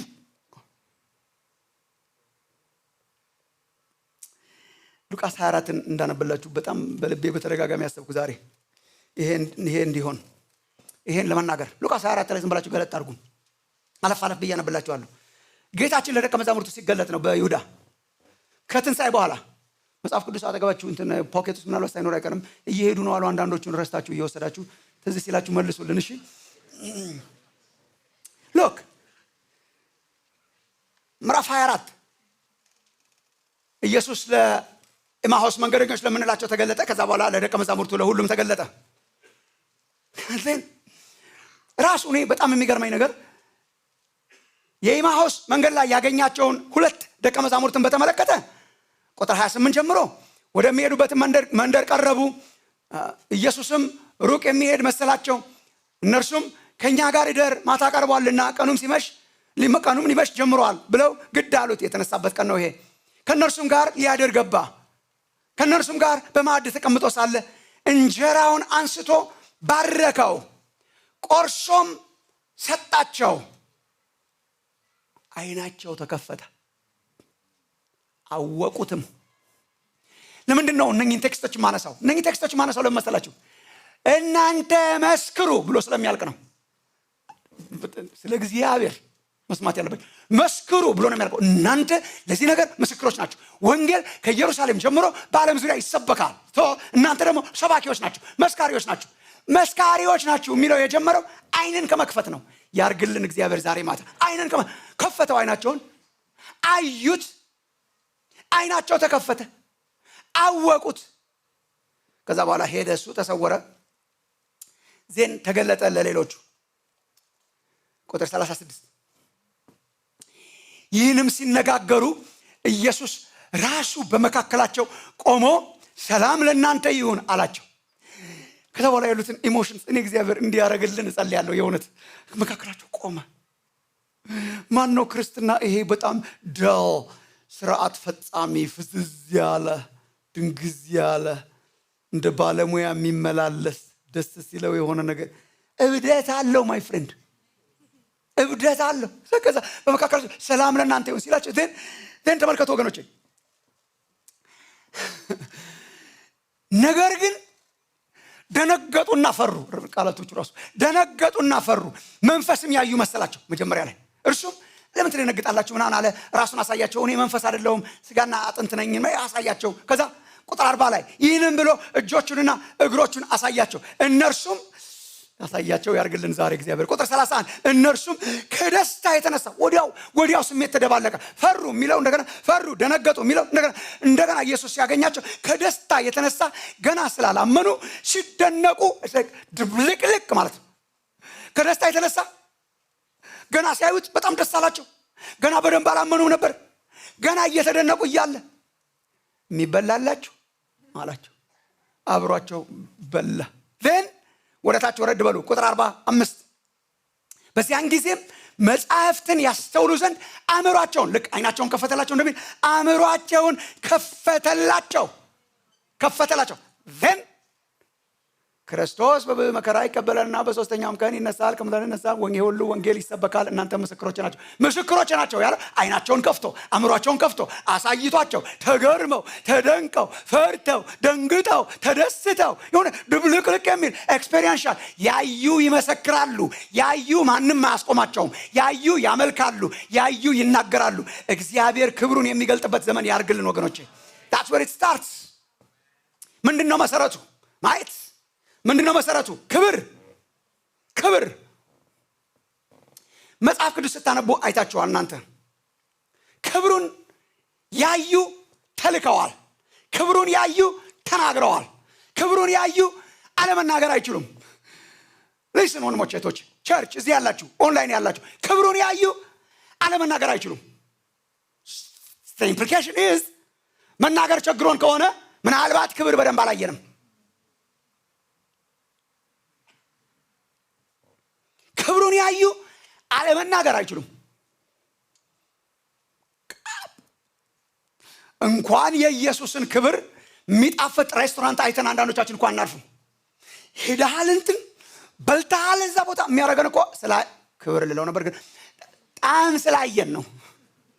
ኢማጂን ከኢየሱስ ጋር አእምሮህን ከፍቶልህ በዓይንህን ከፍቶልህ አይተኸው ክርስቶስ ማን እንደሆነ የትንሣኤው ኢየሱስ ማን እንደሆነ አሰግዶህ አስገርሞህ አዘምሮህ አስለቅሶህ አስደስቶህ አስቆህ እንዴት ዝም ትላለህ? ክብሩን ያዩ ወጥተው ይናገራሉ። ምናልባት አለማየት ክብሩን ምናልባት አለመናገራችን ክብሩን ካለማየት ስላልተደነቅን ይሆን? እግዚአብሔር አይኖቻችንን ይክፈት። ትንቢተ ኢሳይያስ ቅድም ሮቢ ጠቀሰልን። ኢሳይያስ ምዕራፍ 6 ቁጥር 1 እስከ 8 I love this ማስተር ፕላን ነው። ይሄ ራሱ አንድ ሞዴል ነው። ትንቢተ ኢሳይያስ ምዕራፍ 6 1 እስከ 8 ኢሳይያስ ራሱ ሲናገር ነብዩ ንጉሱ ኦዚያን በሞተበት ዓመት እግዚአብሔርን በረጅምና ከፍ ባለ ዙፋን ላይ ተቀምጦ አየሁት ይላል። እስቲ አየሁት በሉ። አየሁት። የልብሱም ዘርፍ መቅደሱን ሞልቶት ነበር። ሱራፌልም ከእርሱ በላይ ቆመው ነበር። ለእያንዳንዱ 6 ክንፍ ነበረው። በ2 ክንፍ ፊቱን ይሸፍን ነበር፣ በ2 ክንፍ እግሮቹን ይሸፍን ነበር፣ በ2 ክንፍ ይበር ነበር። ቁጥር 3 አንዱም ለአንዱ ቅዱስ ቅዱስ ቅዱስ የሰራዊት ጌታ እግዚአብሔር ምድር ሁሉ ከክብሩ ተሞልታለች እያለ ይጮህ ነበር። የመድረኩን መሰረት ከጮሂው ድምፅ የተነሳ ተናወጠ፣ ቤቱንም ጢስ ሞላበት። ቁጥር 5 እኔም ከንፈሮቼ የረከሱብኝ ሰው በመሆኔ ከንፈሮቻቸውን በረከሱባቸው አሕዛብ መካከል በመቀመጤ አይኖቼ የሰራዊትን ጌታ ንጉሱን እግዚአብሔር ስላዩ ጠፍቻለሁና ወዮልኝ አልኩ። ቁጥር 6 ከሱራፌልም አንዱ እየበረረ ወደ እኔ መጣ። በእጁም ከመሰዊያው በጉጠት የወሰደው ፍም ነበረ። አፌንም ዳሰሰበትና እነሆ ይህ ከንፈሮችህን ነክቷል፣ በደልህም ካንተ ተወገደ አለው። ኃጢአትህም ተሰረየ አለው። ዳነ ይሄ ሰው በደንብ።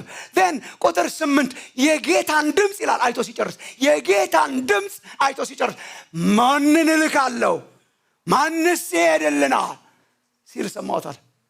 And then, of course, እኔን ላከኝ። እነሆ እኔን ላከኝ። I don't think ከዚህ መገለጥ በፊት እግዚአብሔር ቢመጣ ይሰማው እንደሆነ ምልክት ልንገራችሁ። ማንን ልላክ? ማንስ ይሄድልናል? ሄጄ የለ እንዴ እያገለገልኩ አይደል እንዴ? እስከ ምዕራፍ 6 እኮ እያገለገለ ነው። እያገለገልኩ አይደል እንዴ ማለት የሚችል ሰው ነው። ሌላስ እኔ ኳሊፋይ አላረግም፣ ከንፈሮቼ የረከሱብኝ ሰው ነኝ ሊል የሚችል ሰው ነው። አሁንስ በደሉን አስወገደ፣ ክብሩን አሳየው። ማንን ልላክ? ማንስ ይሄድልን? ተገኝቶ ነው። አይቶታላ ውበቱን፣ አይቶታላ ክብሩን ያዩ ይናገራሉ፣ ክብሩን ያዩ ያውጃሉ።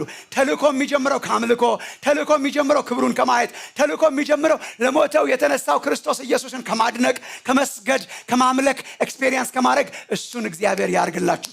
ጌታ ቸር መሆኑን ቀምሳችኋል ይላል ጴጥሮስ። ጌታ ቸር መሆኑን ቀምሳችኋል is experiential። ቀምሳችኋል። የቀመሱ ምን ያደርጋሉ? የቀመሱትን ይናገራሉ። ለምንድን ነው የምንናገረው? ስላየ ነው። ለምንድን ነው ስለቀመስ ነው። ለምንድን ነው የምንናገረው? ክብሩን ስላየን። ሁለተኛ ይሄም I love this ምንድን ነው የተልኳችን መሰረት? የክርስቶስ አሸናፊነት ነው። ስልጣኑ ነው። ለምንድን ነው የሚያስለፈልፋችሁ? His authority የተገለጠው የክርስቶስ ስልጣን አሸናፊነቱ ስለተገለጠ የአሸናፊ ሰራዊት፣ የአሸናፊ ቡድን፣ የአሸናፊ ጌታ መስካሪዎች ስለሆንን የእሱ ስልጣን ስላሸነፈ በኮንፊደንስ ለምንድን ነው ስለሱ የምትናገሩት? ስላሸነፈ His authority 28:18 እንግዲህ ሂዱ ያለው ከመለኩ በኋላ እንግዲህ ሂዱ ያለው አንዱ ከነገራቸው በኋላ ምኑን? ስልጣን ሁሉ አለ ኢየሱስ። now it's done። ሞተ፣ ተነሳ፣ ተገለጠ። now it's done። ስልጣን ሁሉ በሰማይና በምድር ተሰጠ። ዲያብሎስ ተሸነፈ፣ ሞት ተሸነፈ፣ ገሃነም ተሸነፈ። መስቀሉ ላይ መሳለቂያ ያደረጋቸው ክርስቶስ ከሞት ተነሳ። የዳንኤል 7:13-14 ትንቢት ተፈጸመ ማለት ነው። ዳንኤል 7:13-14 ስለ መሲሁ የተነገረው በሰማይና በምድር his dominion ተረጋገጠ። 7:13-14 በሌሊት ራእይ ያየው እነሆም የሰው ልጅ የሚመስል ከሰማይ ደመናት ጋር መጣ፣ በዘመናት ወደ ሸመገለውም ደረሰ፣ ወደፊቱም አቀረቡት። ቁጥር 14 ወገኖችና አሕዛብ በልዩ ልዩ ቋንቋም የሚናገሩ ሁሉ ይገዙለት ዘንድ ግርዛትና ክብር መንግስትም ተሰጠው። ግዛቱም የማያልፍ የዘላለም ግዛት ነው፣ መንግስቱም የማያልፍ ነው። መጣ የእግዚአብሔር መንግስት መጣች። የእግዚአብሔር መንግስት ኢየሱስ ክርስቶስ ይዟት መጣ። የእግዚአብሔር መንግስት ሰበከ። መንግስቱን በመስቀሉ ላይ ድል አረጋገጠው ማለት ነው። በመስቀሉ ላይ ድል አረጋገጠ። ክርስቶስ አሸናፊነቱ ተገለጠ። ኦኬ ምን ማለት ነው ይሄ? ክርስቶስ ስልጣን አልነበረውም፣ ስልጣን ደረበ አይደለም። ስልጣንማ ነበረው። በምን አይነት ስልጣን ነው የምታደርገው? ከእግዚአብሔር በስተቀር እኮ የኃጢአትን ይቅርታ ስልጣን የለውም ሰው ይቅር ለማለት። ስልጣኑ ተገልጧል። በአጋንንት ላይ በህመም ላይ ስልጣኑ ተገልጧል። በሞት ላይ ስልጣኑ ተገልጧል። በብዙ ታም አሁን ግን በማያወላዳ ሁኔታ በሰማይና በምድር ኃጢአት ስለተወገደ ከሞት ስለተነሳ የሞትን ቀንበር ሰብሮ ስለተነሳ ኢየሱስ በማያወላዳ ሁኔታ ለዓለም ሁሉ ስልጣን የእርሱ ሆነ። ክብር ለእግዚአብሔር ይሆን። አሸናፊ ስልጣን ሁሉ የኔ ነው፣ ሂዱ ንገሩ። ስልጣን ሁሉ የኔ ነው። ማይ ፍሬንድ ስልጣን ሁሉ በሰማይና በምድር የክርስቶስ። ምን ማለት ነው? ስልጣን ሁሉ ወደ ወደደው ያስኬደዋል። ስልጣን ሁሉ የሱ ነው። በሰማይና በምድር ወደ ወደደው ያስኬደዋል። ወደ እንደወደደ አድርጎ ያጫውታታል። እችን ዓለም ኮት አንኮት ያጫውታታል። ስልጣን ምንድን ነው? ዛሬ ለምንድን ነው ኳስ በጣም ያበዛሁት? 90 ሚኒትስ ሲጫወቱ ስልጣን ሁሉ በዚያች ያርድ ውስጥ ያሰልጣኙ ነው። ኃይል እኮ አላቸው እነሱ እንደፈለጉ ማድረግ ይችላሉ። አይችሉም። በቃ ሲል ያበቃዋል ጨዋታውን። ሲቀጣ ይቀጣል፣ ሲያስወጣ ያስወጣል፣ ሲያስገባ ያስገባል። ሲፈቅድ ነው የሚያስገባው፣ ሳይፈቅድ አይሆንም። ሳይፈቅድ አለ አንድ ባለስልጣን አብሮ ወዲህ ወዲያ የሚል። ማይ ፍሬንድ ይህ ዓለም ልክ እንደዛ ነው። እንደ ልባችን እንድንጫወት የተለቀቅን ይመስላል። እንዳይመስላችሁ ወደ ወደደው እየወሰደው ነው። ያበቃል ሲል ያበቃል። ዲያብሎስ ተሸንፏል። እኩል ኃይላት በዓለም ላይ የሉም። ራቁቱን አስቀርቶታል። እንደማይችል አረጋግጧል። የመጨረሻ ገድያለሁ አትሜያለሁ ሲል ተነስቷል። የመጨረሻ አረጋግጧል። ማንም እንደማይችለው የመጨረሻው ሞት የሚባለው እንኳን እንደማይችለው ዲያብሎስ እንደማይችለው ተረጋግጧል። ኢየሱስ ክርስቶስ አሸንፏል። ስልጣን ሁሉ በሰማይና በምድር የእርሱ መሆኑ ተገልጧል። ታዲያስ ሂዱ ንገሩ። ወንጌል ልስን ወገኖቼ፣ እንደው ልባችሁ ውስጥ የምትጽፉት ወንጌል የምስጢራች ነው። የምስጢራች ነው። ዲያብሎስና ክርስቶስ እየተጫወቱ ነው። ምናልባት አንዱ ሊያሸንፍ ይችላል። እንደምንም ብለህ ክርስቶስ ጋር ጠጋበል አይደለም። ተሸንፏል። ዲያብሎስ ተሸንፏል። እዛ ጉድ ኒውስ። ያሸነፈውን የክርስቶስ ስልጣን ማወጅ ነው። ለምን ነው የምትለፈልፉት? ስላሸነፈ ስላየ ነው። ደግሞ ስላሸነፈ ስልጣን ሁሉ የሱ ስለሆነ እሺ the gospel is good news። አሸነፈ ክርስቶስ። ሁለት የኢሳይያስ ትንቢቶች መጡ። ስለዚህ ሳስብ ላንብብላችሁ። ኢሳይያስ 40 እና ኢሳይያስ 52 ላይ ያለ this is the gospel የምስራች ነው። ኢሳይያስ 40 ቁጥር 9 ላይ የምስራች የምትነግሪ ጽዮን ሆይ ከፍ ወዳለው ተራራ ውጪ። የምስራች የምትነግሪ ኢየሩሳሌም ሆይ ድምፅሽን በኃይል አንሺ፣ አትፍሪ። ለይሁዳ ከተሞች ሄደሽ እሺ እነሆ አምላካችሁ ብለሽ ንገሪ። አንቺ የምስራች የምትነግሪ ኢየሩሳሌም እስራኤል፣ ያ ለከተሞችሽ ተራራ ላይ ወጣሽ ተናገሪ። ምን እነሆ አምላካችሁ። የምስራች ኢሳይያስ 52:7 የምስራች የሚናገር ሰላምንም የሚያወራ የመልካምንም ወሬ የምስራች የሚናገር መድኃኒትንም የሚያወራ ጽዮንንም አምላክሽ ነግሷል የሚል ሰው እግሩ በተራሮች ላይ እጅግ ያማረ ነው። በነገራችን ላይ አሁን በሞደርን ዘመን ስለምታስቡት ነው እንጂ ስለ ማማር ሲወራ ስለ እግር አይወራም። እግር ጀነራሊ አያምርም። ደግሞ የዛን ጊዜውን ታውቃላችሁ፣ አያምርም። ባቧራ ደስቲ ነው።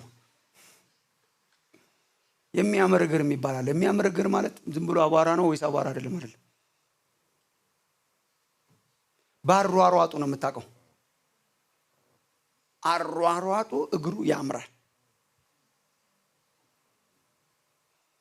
አሁን ለኤሊ መልእክተኛ ነው የነገረው።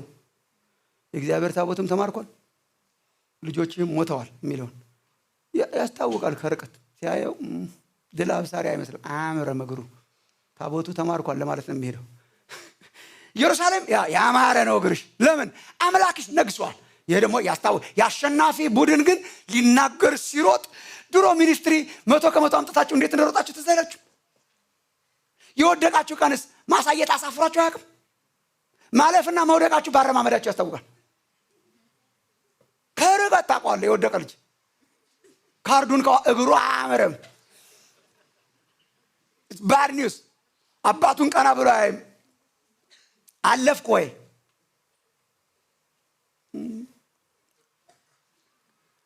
አያምርም እግሩ። አንደኛ የወጣ ልጅ ያስታውቃል። አሯሯጡ ያስታውቃል።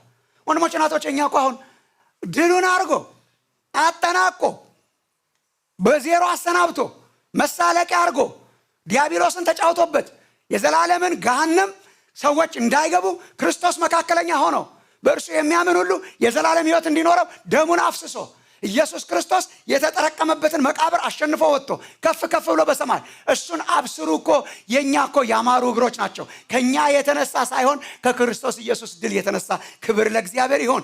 የምስራች ወንጌል ምንድን ነው? የምስራች ኢየሱስ አሸንፏል። የምስራች ስልጣን ሁሉ በሰማይና በምድር ተሰጠኝ። ሰው ተናገሩ። በጣም ብዙ ክርስቲያን የተሸወደው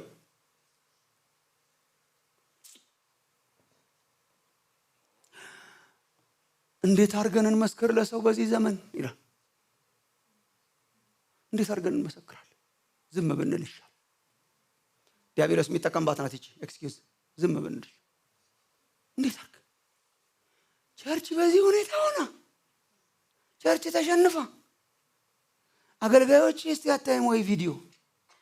ሰውስ ገና ስንመሰክር እኮ ቸርችን መስክር ተብላል እንዴ? ቸርችን there's not a bad news እንዴ? እኛ እኮ ሂድና ቤተክርስቲያን እንዴት ያማረች እንደሆነ ተናገር አላለንም።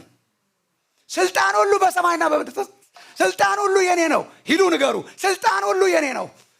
በህማም ላይ፣ በሞት ላይ፣ በዲያብሎስ ላይ፣ በገሃነም ላይ፣ ባለፈው ላይ፣ በሚመጣው ላይ ስልጣን ሁሉ የኔ ነው። አረጋግጫለሁ። ከሞት ተነስቻለሁ። እኔ ነው። ማን ነው የሚመሰክረው? ኢየሱስ። ያሸነፈው ኢየሱስ፣ እንከን የሌለበት ኢየሱስ። ኢየሱስን እንጂ ቤተክርስቲያንን ለመመስከር አልተጠራንም። እግዚአብሔር የተመሰገነ ይሁን። ሶ ኢትስ ጉድ ኒውስ። ቸርች ያለችበት ሁኔታ ሲል ቆይ ልንገርህ ነው የመጣሁት ዛሬ። ቆይ የሚቀጥለው ሳምንትና ምን ነው እንዴት እንደሚመሰክር ቆይ ልንገርህ። ቆይ it's not about church, it's not about me, it's not about us, it's not about us። ስለማን ነው ታዲያ ከሞት የተነሳው ያሸነፈው ኢየሱስ? ለምንድን ነው የምንመሰክረው? አሸናፊነቱ፣ ባለስልጣንነቱ። ዕብራውያን ምዕራፍ 1:1-3 ልታነቡ ትችላላችሁ። ከጥንት ጀምሮ እግዚአብሔር በብዙ ጎዳና ተናግሯል። አሁን ግን ዓለማትን በፈጠረበት በስልጣኑ ቃል ዓለማትን ደግፎ በያዘው በክርስቶስ እሱ ነው የምንመሰክረው። ቆላስይስ ምዕራፍ 2:15 ቆላስይስ 2:15 እናንተ ራሳችሁ አንብቡት። ቆላስይስ 2ን ብታነቡት በጣም ጥሩ ነው። ኃጢአታችንን እንዴት እንዳስወገደ ይነግራችኋል። አንድ በጣም መደሰትበት አንድ የእግዚአብሔር ቃል ቆላስይስ 2 ላይ ቁጥር 15 ነው። አለቅነትንና ስልጣናትን ገፎ ድል በመንሳት በእርሱ እያዞራቸው በግልጥ አሳያቸው ይላል። ዲያብሎስን መስቀሉ ላይ አለቅነቱንና ስልጣኑን ገፎ ራቁቱን አርጎ እያዞረ እያሳየው ነው ይላል። ድል የነሳው ክርስቶስ። ኤፌሶን ምዕራፍ 1:20-21 ሞቱና ትንሣኤው ክርስቶስን ከሙታን ሲያስነሳ ካለቅነትና ከስልጣንም ከኃይልም ከጌትነትም ሁሉ በላይ አርጎታል። በቃ ሊጠራ ከሚችል ስም ሁሉ በላይ አርጎታል። በወንጌል አናፍርም። በወንጌል አይታፈርም። በቸርች አኗኗር አፍራችሁ ይሆናል። እሱም ራሱ የምነቅፍብህ ነገር አለኝ ይላል። በቸርች አኗኗር አፍራችሁ ይሆናል። ወንጌል አያሳፍርም። በወንጌል አናፍርም። ለምን? አሸናፊው ክርስቶስ ስለሆነ የምንመሰክረው። ለምንድን ነው የምንመሰክረው? ሰዎችን ክርስቶስን እንዲከተሉት ስላየ ነው። ደግሞስ ስለ ስልጣኑ። የመጨረሻው ኮንፈረንሳችን ምዕራፍ 28:19-20 ነው።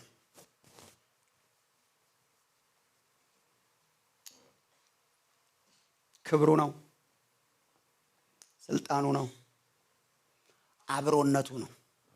his presence. What is my conference? His presence. ይሄን ታውቁታላችሁ።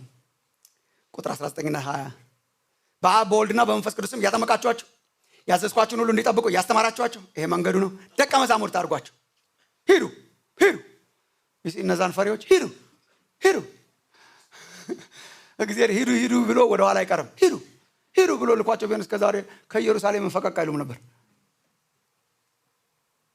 እነሱን ተማምኖ እንዴት ሂዱ ይላል? ሂዱ ሂዱ ተናገሩ። ስልጣን ሁሉ በሰማይና በምድር የኔ ነው። ሂዱ ተናገሩ፣ ደቀ መዛሙርት አድርጉ። ምንድነው ዋስትናችን? እነሆ እኔ እስከ ዓለም ፍጻሜ ድረስ እሑድና ዓርብ ብቻ ሳይሆን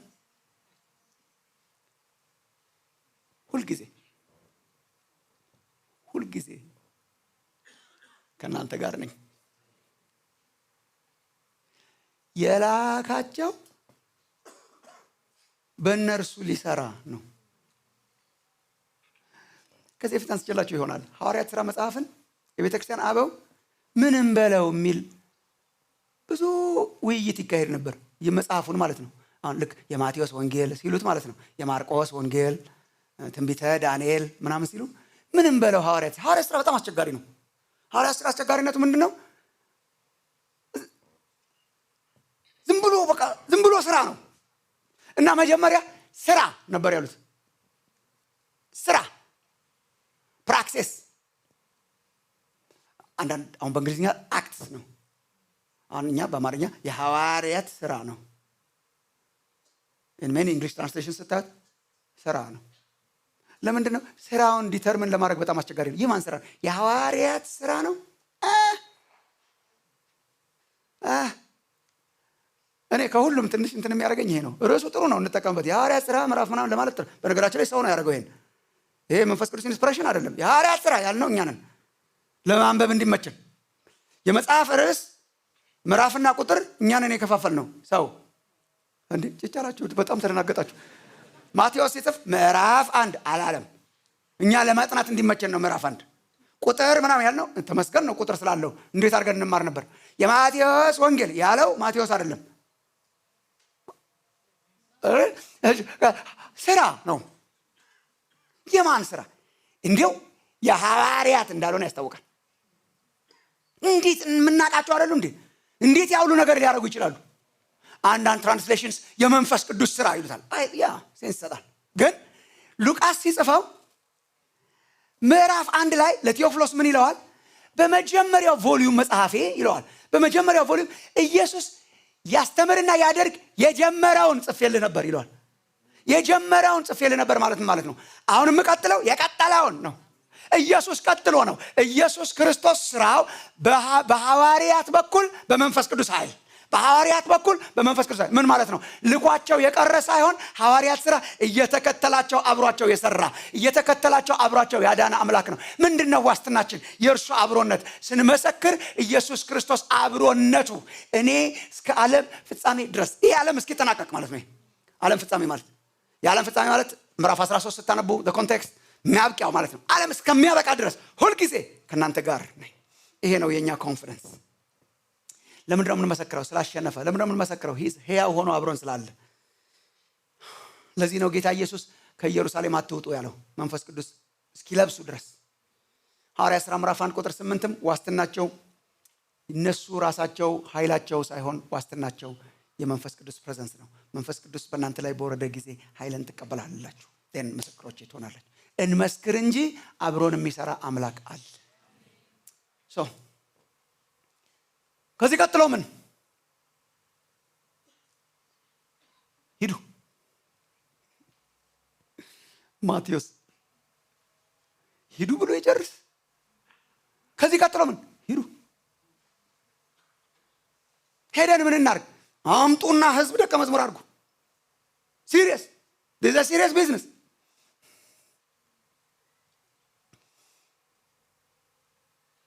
የተላከ ህዝብ ነን። ምንድን ነው መሰረታችን? ምንድን ነው ሞቲቬሽናችን? አይተነዋል፣ ቀምሰነዋል። ሜቢ ለዚህ መጸለይ ይኖርብን ይሆናል። ቅድም ስንዘምር ልቤ ተነካኔ። ግርማ ሞገስህ አይኔ አልፎ ልቤን ነካ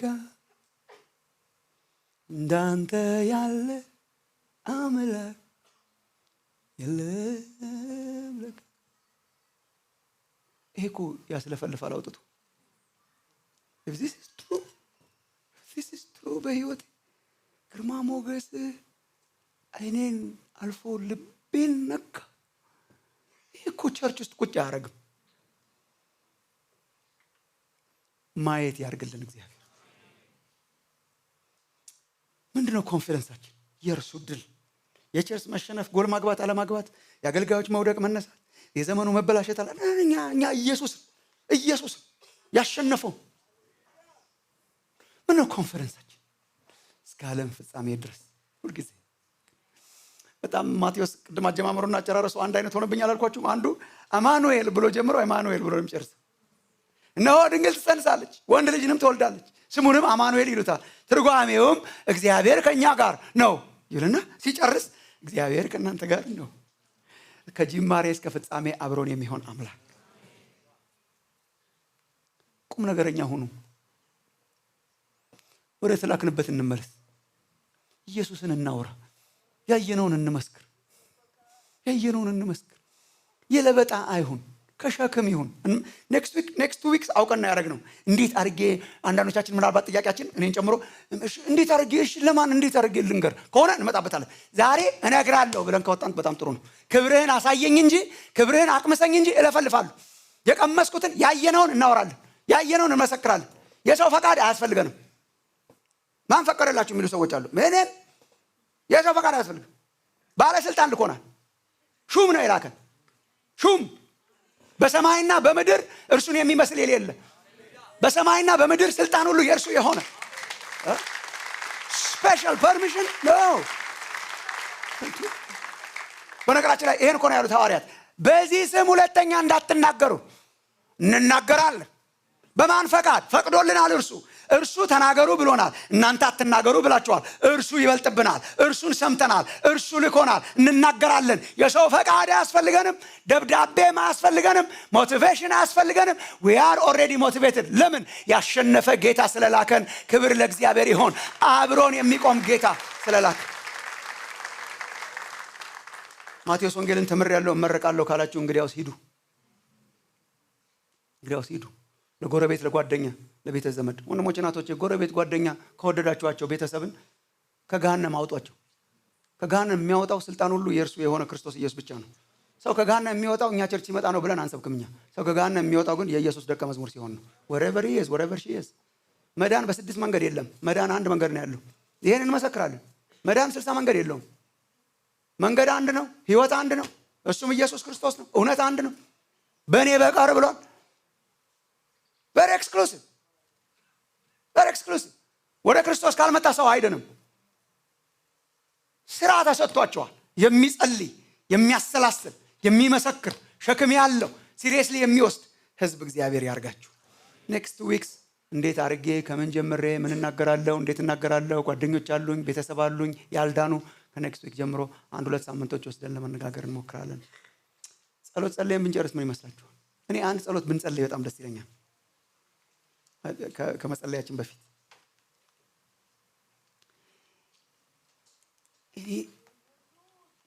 እንዱ የሆነ ነገር ቢያቃምሰን ብዬ ለመጸለይ ይፈልጋል። ስላልቀመስን ይሆን ወይ ጸጥ ያል ነው? ለምንድነው ቸርች ተመላላሽ ይሆን ነው? አንዳንዶቻችን እመጣለሁ፣ ቸርች እካፈላለሁ፣ ዛሬ ጥሩ ነው ብዬ ሄዳለሁ። እንደ ሚውዚየም ማለት ነው። ለዚህ ወገኖቼ ለምንድነው ቸርች ተመላላሽ ይሆን ነው? እያየን ፕሮግራም እየቀመስን እያጣጣመን እንትኑ ጥሩ ነው ዛሬ ጨው በዝቷል ምናምን እያልን ታስ ነው የኛ ኮሊንግ እሱ አይደለም። ለምን ነው ሌላ ወሬ? አረ እግዚአብሔር የሆነ ነገር ያርገን። ለምን ነው ሌላ ነገር ስናወራ ውለን የምናድረው? እሺ እማያምን ሰው ምን ያወራሽ?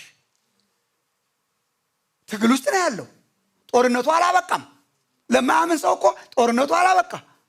ፊሽካ አልተነፋ። አሸናፊ አልተለየ። ባቦሰጥ ነው የሚኖረው። ምኑን ያወራ? እና ሌላ ነገር ሲያወራ ውሎ ቢያድር እንዴት ነው እኛ ሌላ ነገር ስናወራ ውለን የምናድር? ሰው ሌላ ወሬ ሲያወራ እኮ ጣልቃ ማስገባት አለብን። ቆይ ልንገርህ አንድ ስላሸነፈው ሰው ዛሬ ኳስና ሚስቴ ሆነዋል። ምሳሌ እጮኛ የነበርኩበት ጊዜ ትዝ ስለሚለኝ ማለት ነው። የወደዳችሁትን ሰው እና የወደዳችሁትን ነገር የወደዳችሁ ማለት በማይገናኝ መንገድ እኮ ነው ጣልቃ የምታስገቡት። እኔ ያን ሰሞን አስታወቅ ነበር። አሁን ጓደኞቼ ይስቁብኛል። ስለሌላ ነገር እየተወራ በጣም ገርማ በቀደም ከጮኛዬ ጋር ተገናኝተን ነበርና በጣም ምንም አይገናኝ እኮ ነው። ስለ ፖለቲካ እየተወራ አስገባታለሁ። ስለ እንትን እየተወራ አስገባታለሁ። ስለዚህ የተደነቀበትን ታስገባዋለህ እንጂ አትቀጥለውም። ያኛውን የማይረባውን አትቀጥለውም። ይገርማል። ቅንጅትና ኢህአዴግና ከዛ በኋላ ደግሞ አሁን ፕሮስፔሪቲ ፓርቲ ከዛ እንትን ተደርገው በጣም ይገርማል። አሜሪካም እኮ ቡሽም እና እንትና ክሊንተን እና ማን ነው ትራምፕና እንትና ከዛ የተባበሩ መንግስታት ነው። ይገርማል። በዚህ ሁሉ መሀል ግን የተጠናቀቀ ጦርነት እንዳለ ታውቃለህ። በጣም የምወደውን አንድ ሰው እየላስ ብላችሁ ታውቃለህ። እንደ እብድ የሚያደርግ የሆነ ነገር ቢነካ እኛ እኮ የሚያስቆመን አይኖርም ነበር። የእውነት የሚያስቆመን እኮ አይኖርም ነበር። የሚያስቆመን ከመናገር የሚያስቆመን አይኖርም ነበርና እስቲ ለእነርሱ ያቀመስከውን አቅምሰን ብለን አጭር ጸሎት እንጸልይ። የእውነት እንጸልይ። ከኖርን አይቀር የእውነት ኖረንለት እንለፍ። ለዚች አጭር ዘመን ለዚች ለማትረባ ዓለም ለዚህ በቃኝ ለማይል ፍላጎት እየሰዋን ከምንኖር ከኖርንለት አይቀር ለማያልፍ መንግስት ለተጠራንለት በጣም እግዚአብሔር ያውጣው ከውስጣችን የማይረባ ወሬ፣ የማይረባ ቀልድ፣ የማይረባ ጆክ፣ የዋዘኞች ወንበር፣ ኢየሱስ የሌለበት ተራ ወሬ፣ ያልተላክነውን ሲያስለፈልፍ የሚውል እግዚአብሔር የሌለበት እንደ ቀደሙቱ ኖረን እንድናልፍ ሂድ የኔ እህት፣ ሂድ የኔ ወንድም፣ ጎ እነሆ እኛ መላክሽ በል፣ የምስራች ተናገር፣ ከሞት መነሳቱን አውጅ፣ አዳኝ ኢየሱስ መሆኑን ተናገር።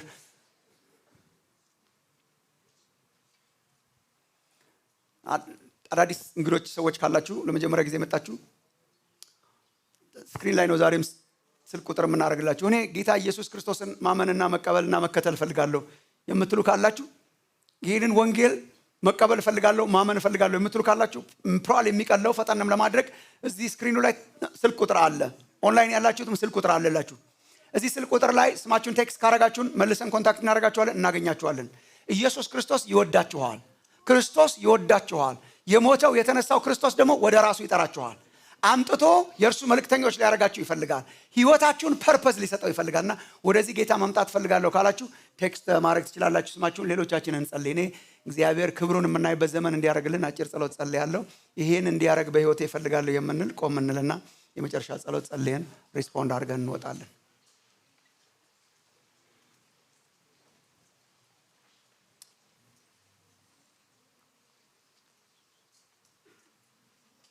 ምንድነው ያፈዘዘን ነገር?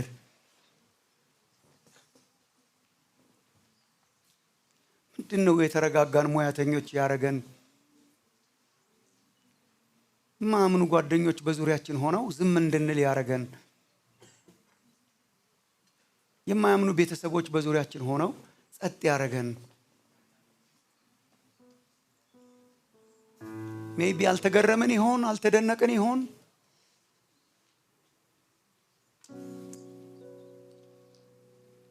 እኔ በቃ እግዚአብሔር በዚህ አምልኮ ውስጥ እንዲነካን እንዘምርና ከዛ ሮቢ ይጸልይልናል፣ ይባርከናል። just take time እግዚአብሔር እንዲነካችሁ። የሚቀጥሉት 2 አርቦች እንምጣ። እንዴት አድርጌ ያደርገዋለሁ እንማር፣ እንሰማራ። ወንድሞቼና እህቶቼ በአዲስ አበባ ላይ እንሰማራ። ኢየሩሳሌም፣ ይሁዳ፣ ሰማርያ እስከ ምድር ዳርቻ በሀገራችን ላይ እንሰማራ። የሀገር የሚያስፈልገው ወንጌል ነው፣ እንዳትታለሉ። መፍትሄው ወንጌል ነው። ለዚህኛውም ለሚመጣውም ዓለም የሆነ የክርስቶስ ኢየሱስ አዳኝነት ነው። በወንጌል አትፈሩ፣ በወንጌል አንፈር። ለምድር ትልቅ ስጦታ ትልቅ ውለታ መዋል ከፈለጋችሁ የክርስቶስን አዳኝነት አውሩ። ሰው በስንት ፍልስፍና በማያፍርበት ዘመን በወንጌል አንፈር።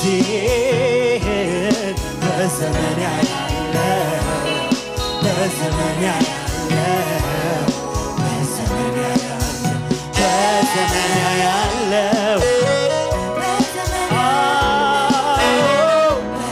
በዘመኔ በዘመን ያያለው በዘመን ያያለው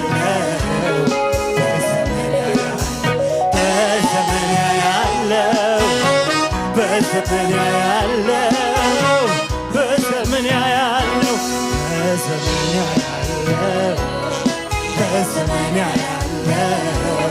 በዘመን ያያለው በዘመን ያያለው በዘመን ያያለው በዘመን ያያለው በዘመን ያያለው በዘመን ያያለው በዘመን ያያለው በዘመን ያያለው በዘመን እርሱ ስሙት ሚለው አቅማቸውን አዋቂ ራሳቸውን ደብቀው መልክህን አድማቂ በበጉ ራት ፊት ከፍ ከፍ የሚለው ከሱ ካንተ የሚቀበሉ እነኝህን በዘመን ያያለው በዘመን ያያለው በዘመን ያያለው በዘመን ያያለው በዘመን ያያለው በዘመን ያያለው በዘመን ያያለው በዘመን ያያለው በዘመን ያያለው በዘመን ያያለው በዘመን ያያለው አዎ ትሰራለህ ታደርጋለህ መልስን ትሰጣለህ ከሰማይ ትነሳለህ አዎ ትሰራለህ ታደርጋለህ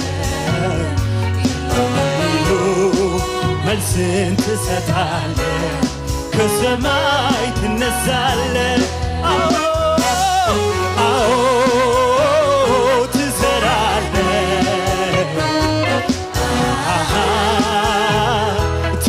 ታደርጋለህ መልስን ትሰጣለህ ከሰማይ ትነሳለህ አዎ አዎ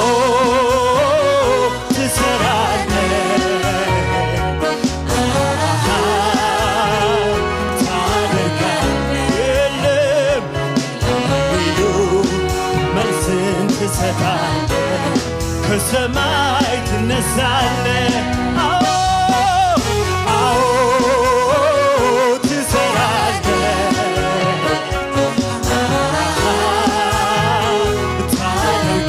ታደርጋለህ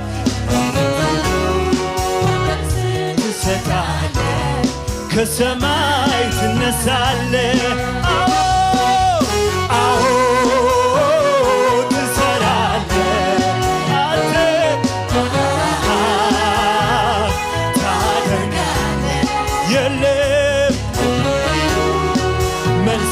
ትሰጣለህ ከሰማይ ትነሳለህ አዎ አዎ ትሰራለህ አዎ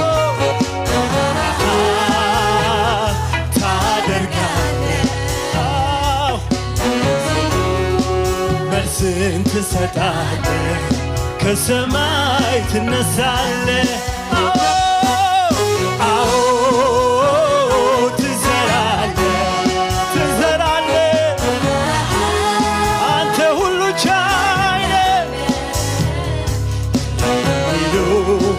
መልስን ትሰጣለህ ከሰማይ ትነሳለህ አዎ አዎ ትሰራለህ ታደርጋለህ ታደርጋለህ ኢየሱስ ትሰጣለህ ከሰማይ ትነሳለህ። አዎ አዎ ትሰራለህ። አንተ አሸናፊ ነህ። መልስን ትሰጣለህ። ከሰማይ ትነሳለህ። በዘመኔ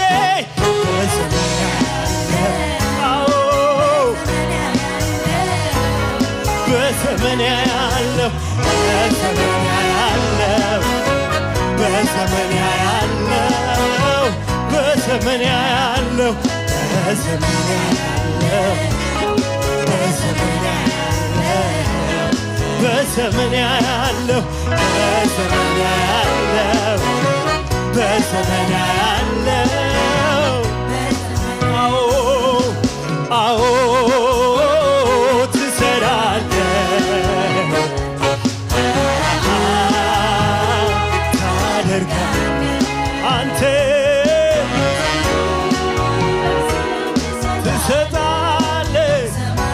ትነሳለህ።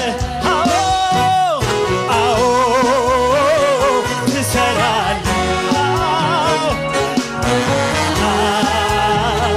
ታደርጋለህ። የለም ለሚሉ መልስን ትሰጣለህ። ከሰማይ ትነሳለህ። አዎ ትሰራለህ። አንተ ትሰራለህ። ዛሬም ትሰራለህ። ሕያው ነህ ኢየሱስ። መልስን ትሰጣለህ። ከሰማይ ትነሳለህ። አዎ አዎ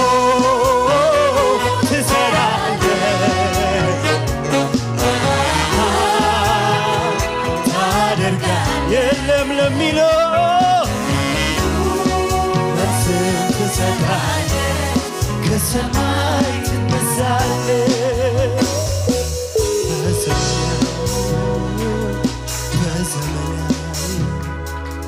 በዘመን ያለው በዘመን ያለው በዘመን ያለው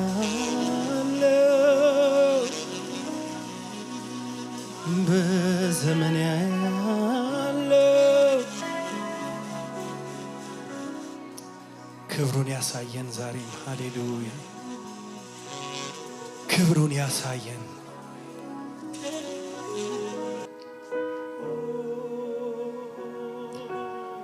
እናከብርሃለን ጌታ አምላካችን።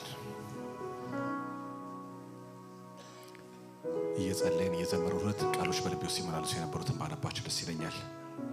አንዱን አነበዋለሁ፣ አንዱ እንደዚሁ እናገረዋለሁ። አንዱ የክብር አባት ኤፌሶን ምዕራፍ 1 ቁጥር 17 ጀምሮ የክብር አባት የጌታችን የኢየሱስ ክርስቶስ አምላክ እርሱን በማወቅ የጥበብንና የመገለጥን መንፈስ እንዲሰጣችሁ እለምናለሁ። ይህም የልባችሁ ዓይኖች ሲበሩ የመጥራቱ ተስፋ ምን እንዲሆን በቅዱሳንም ዘንድ ያለው የክብር ርስት ባለጠግነት ምን እንዲሆን ለምናምን ከሁሉ የሚበልጥ የኃይሉ ታላቅነት ምን እንዲሆን ታውቁት ዘንድ ነው ይላል።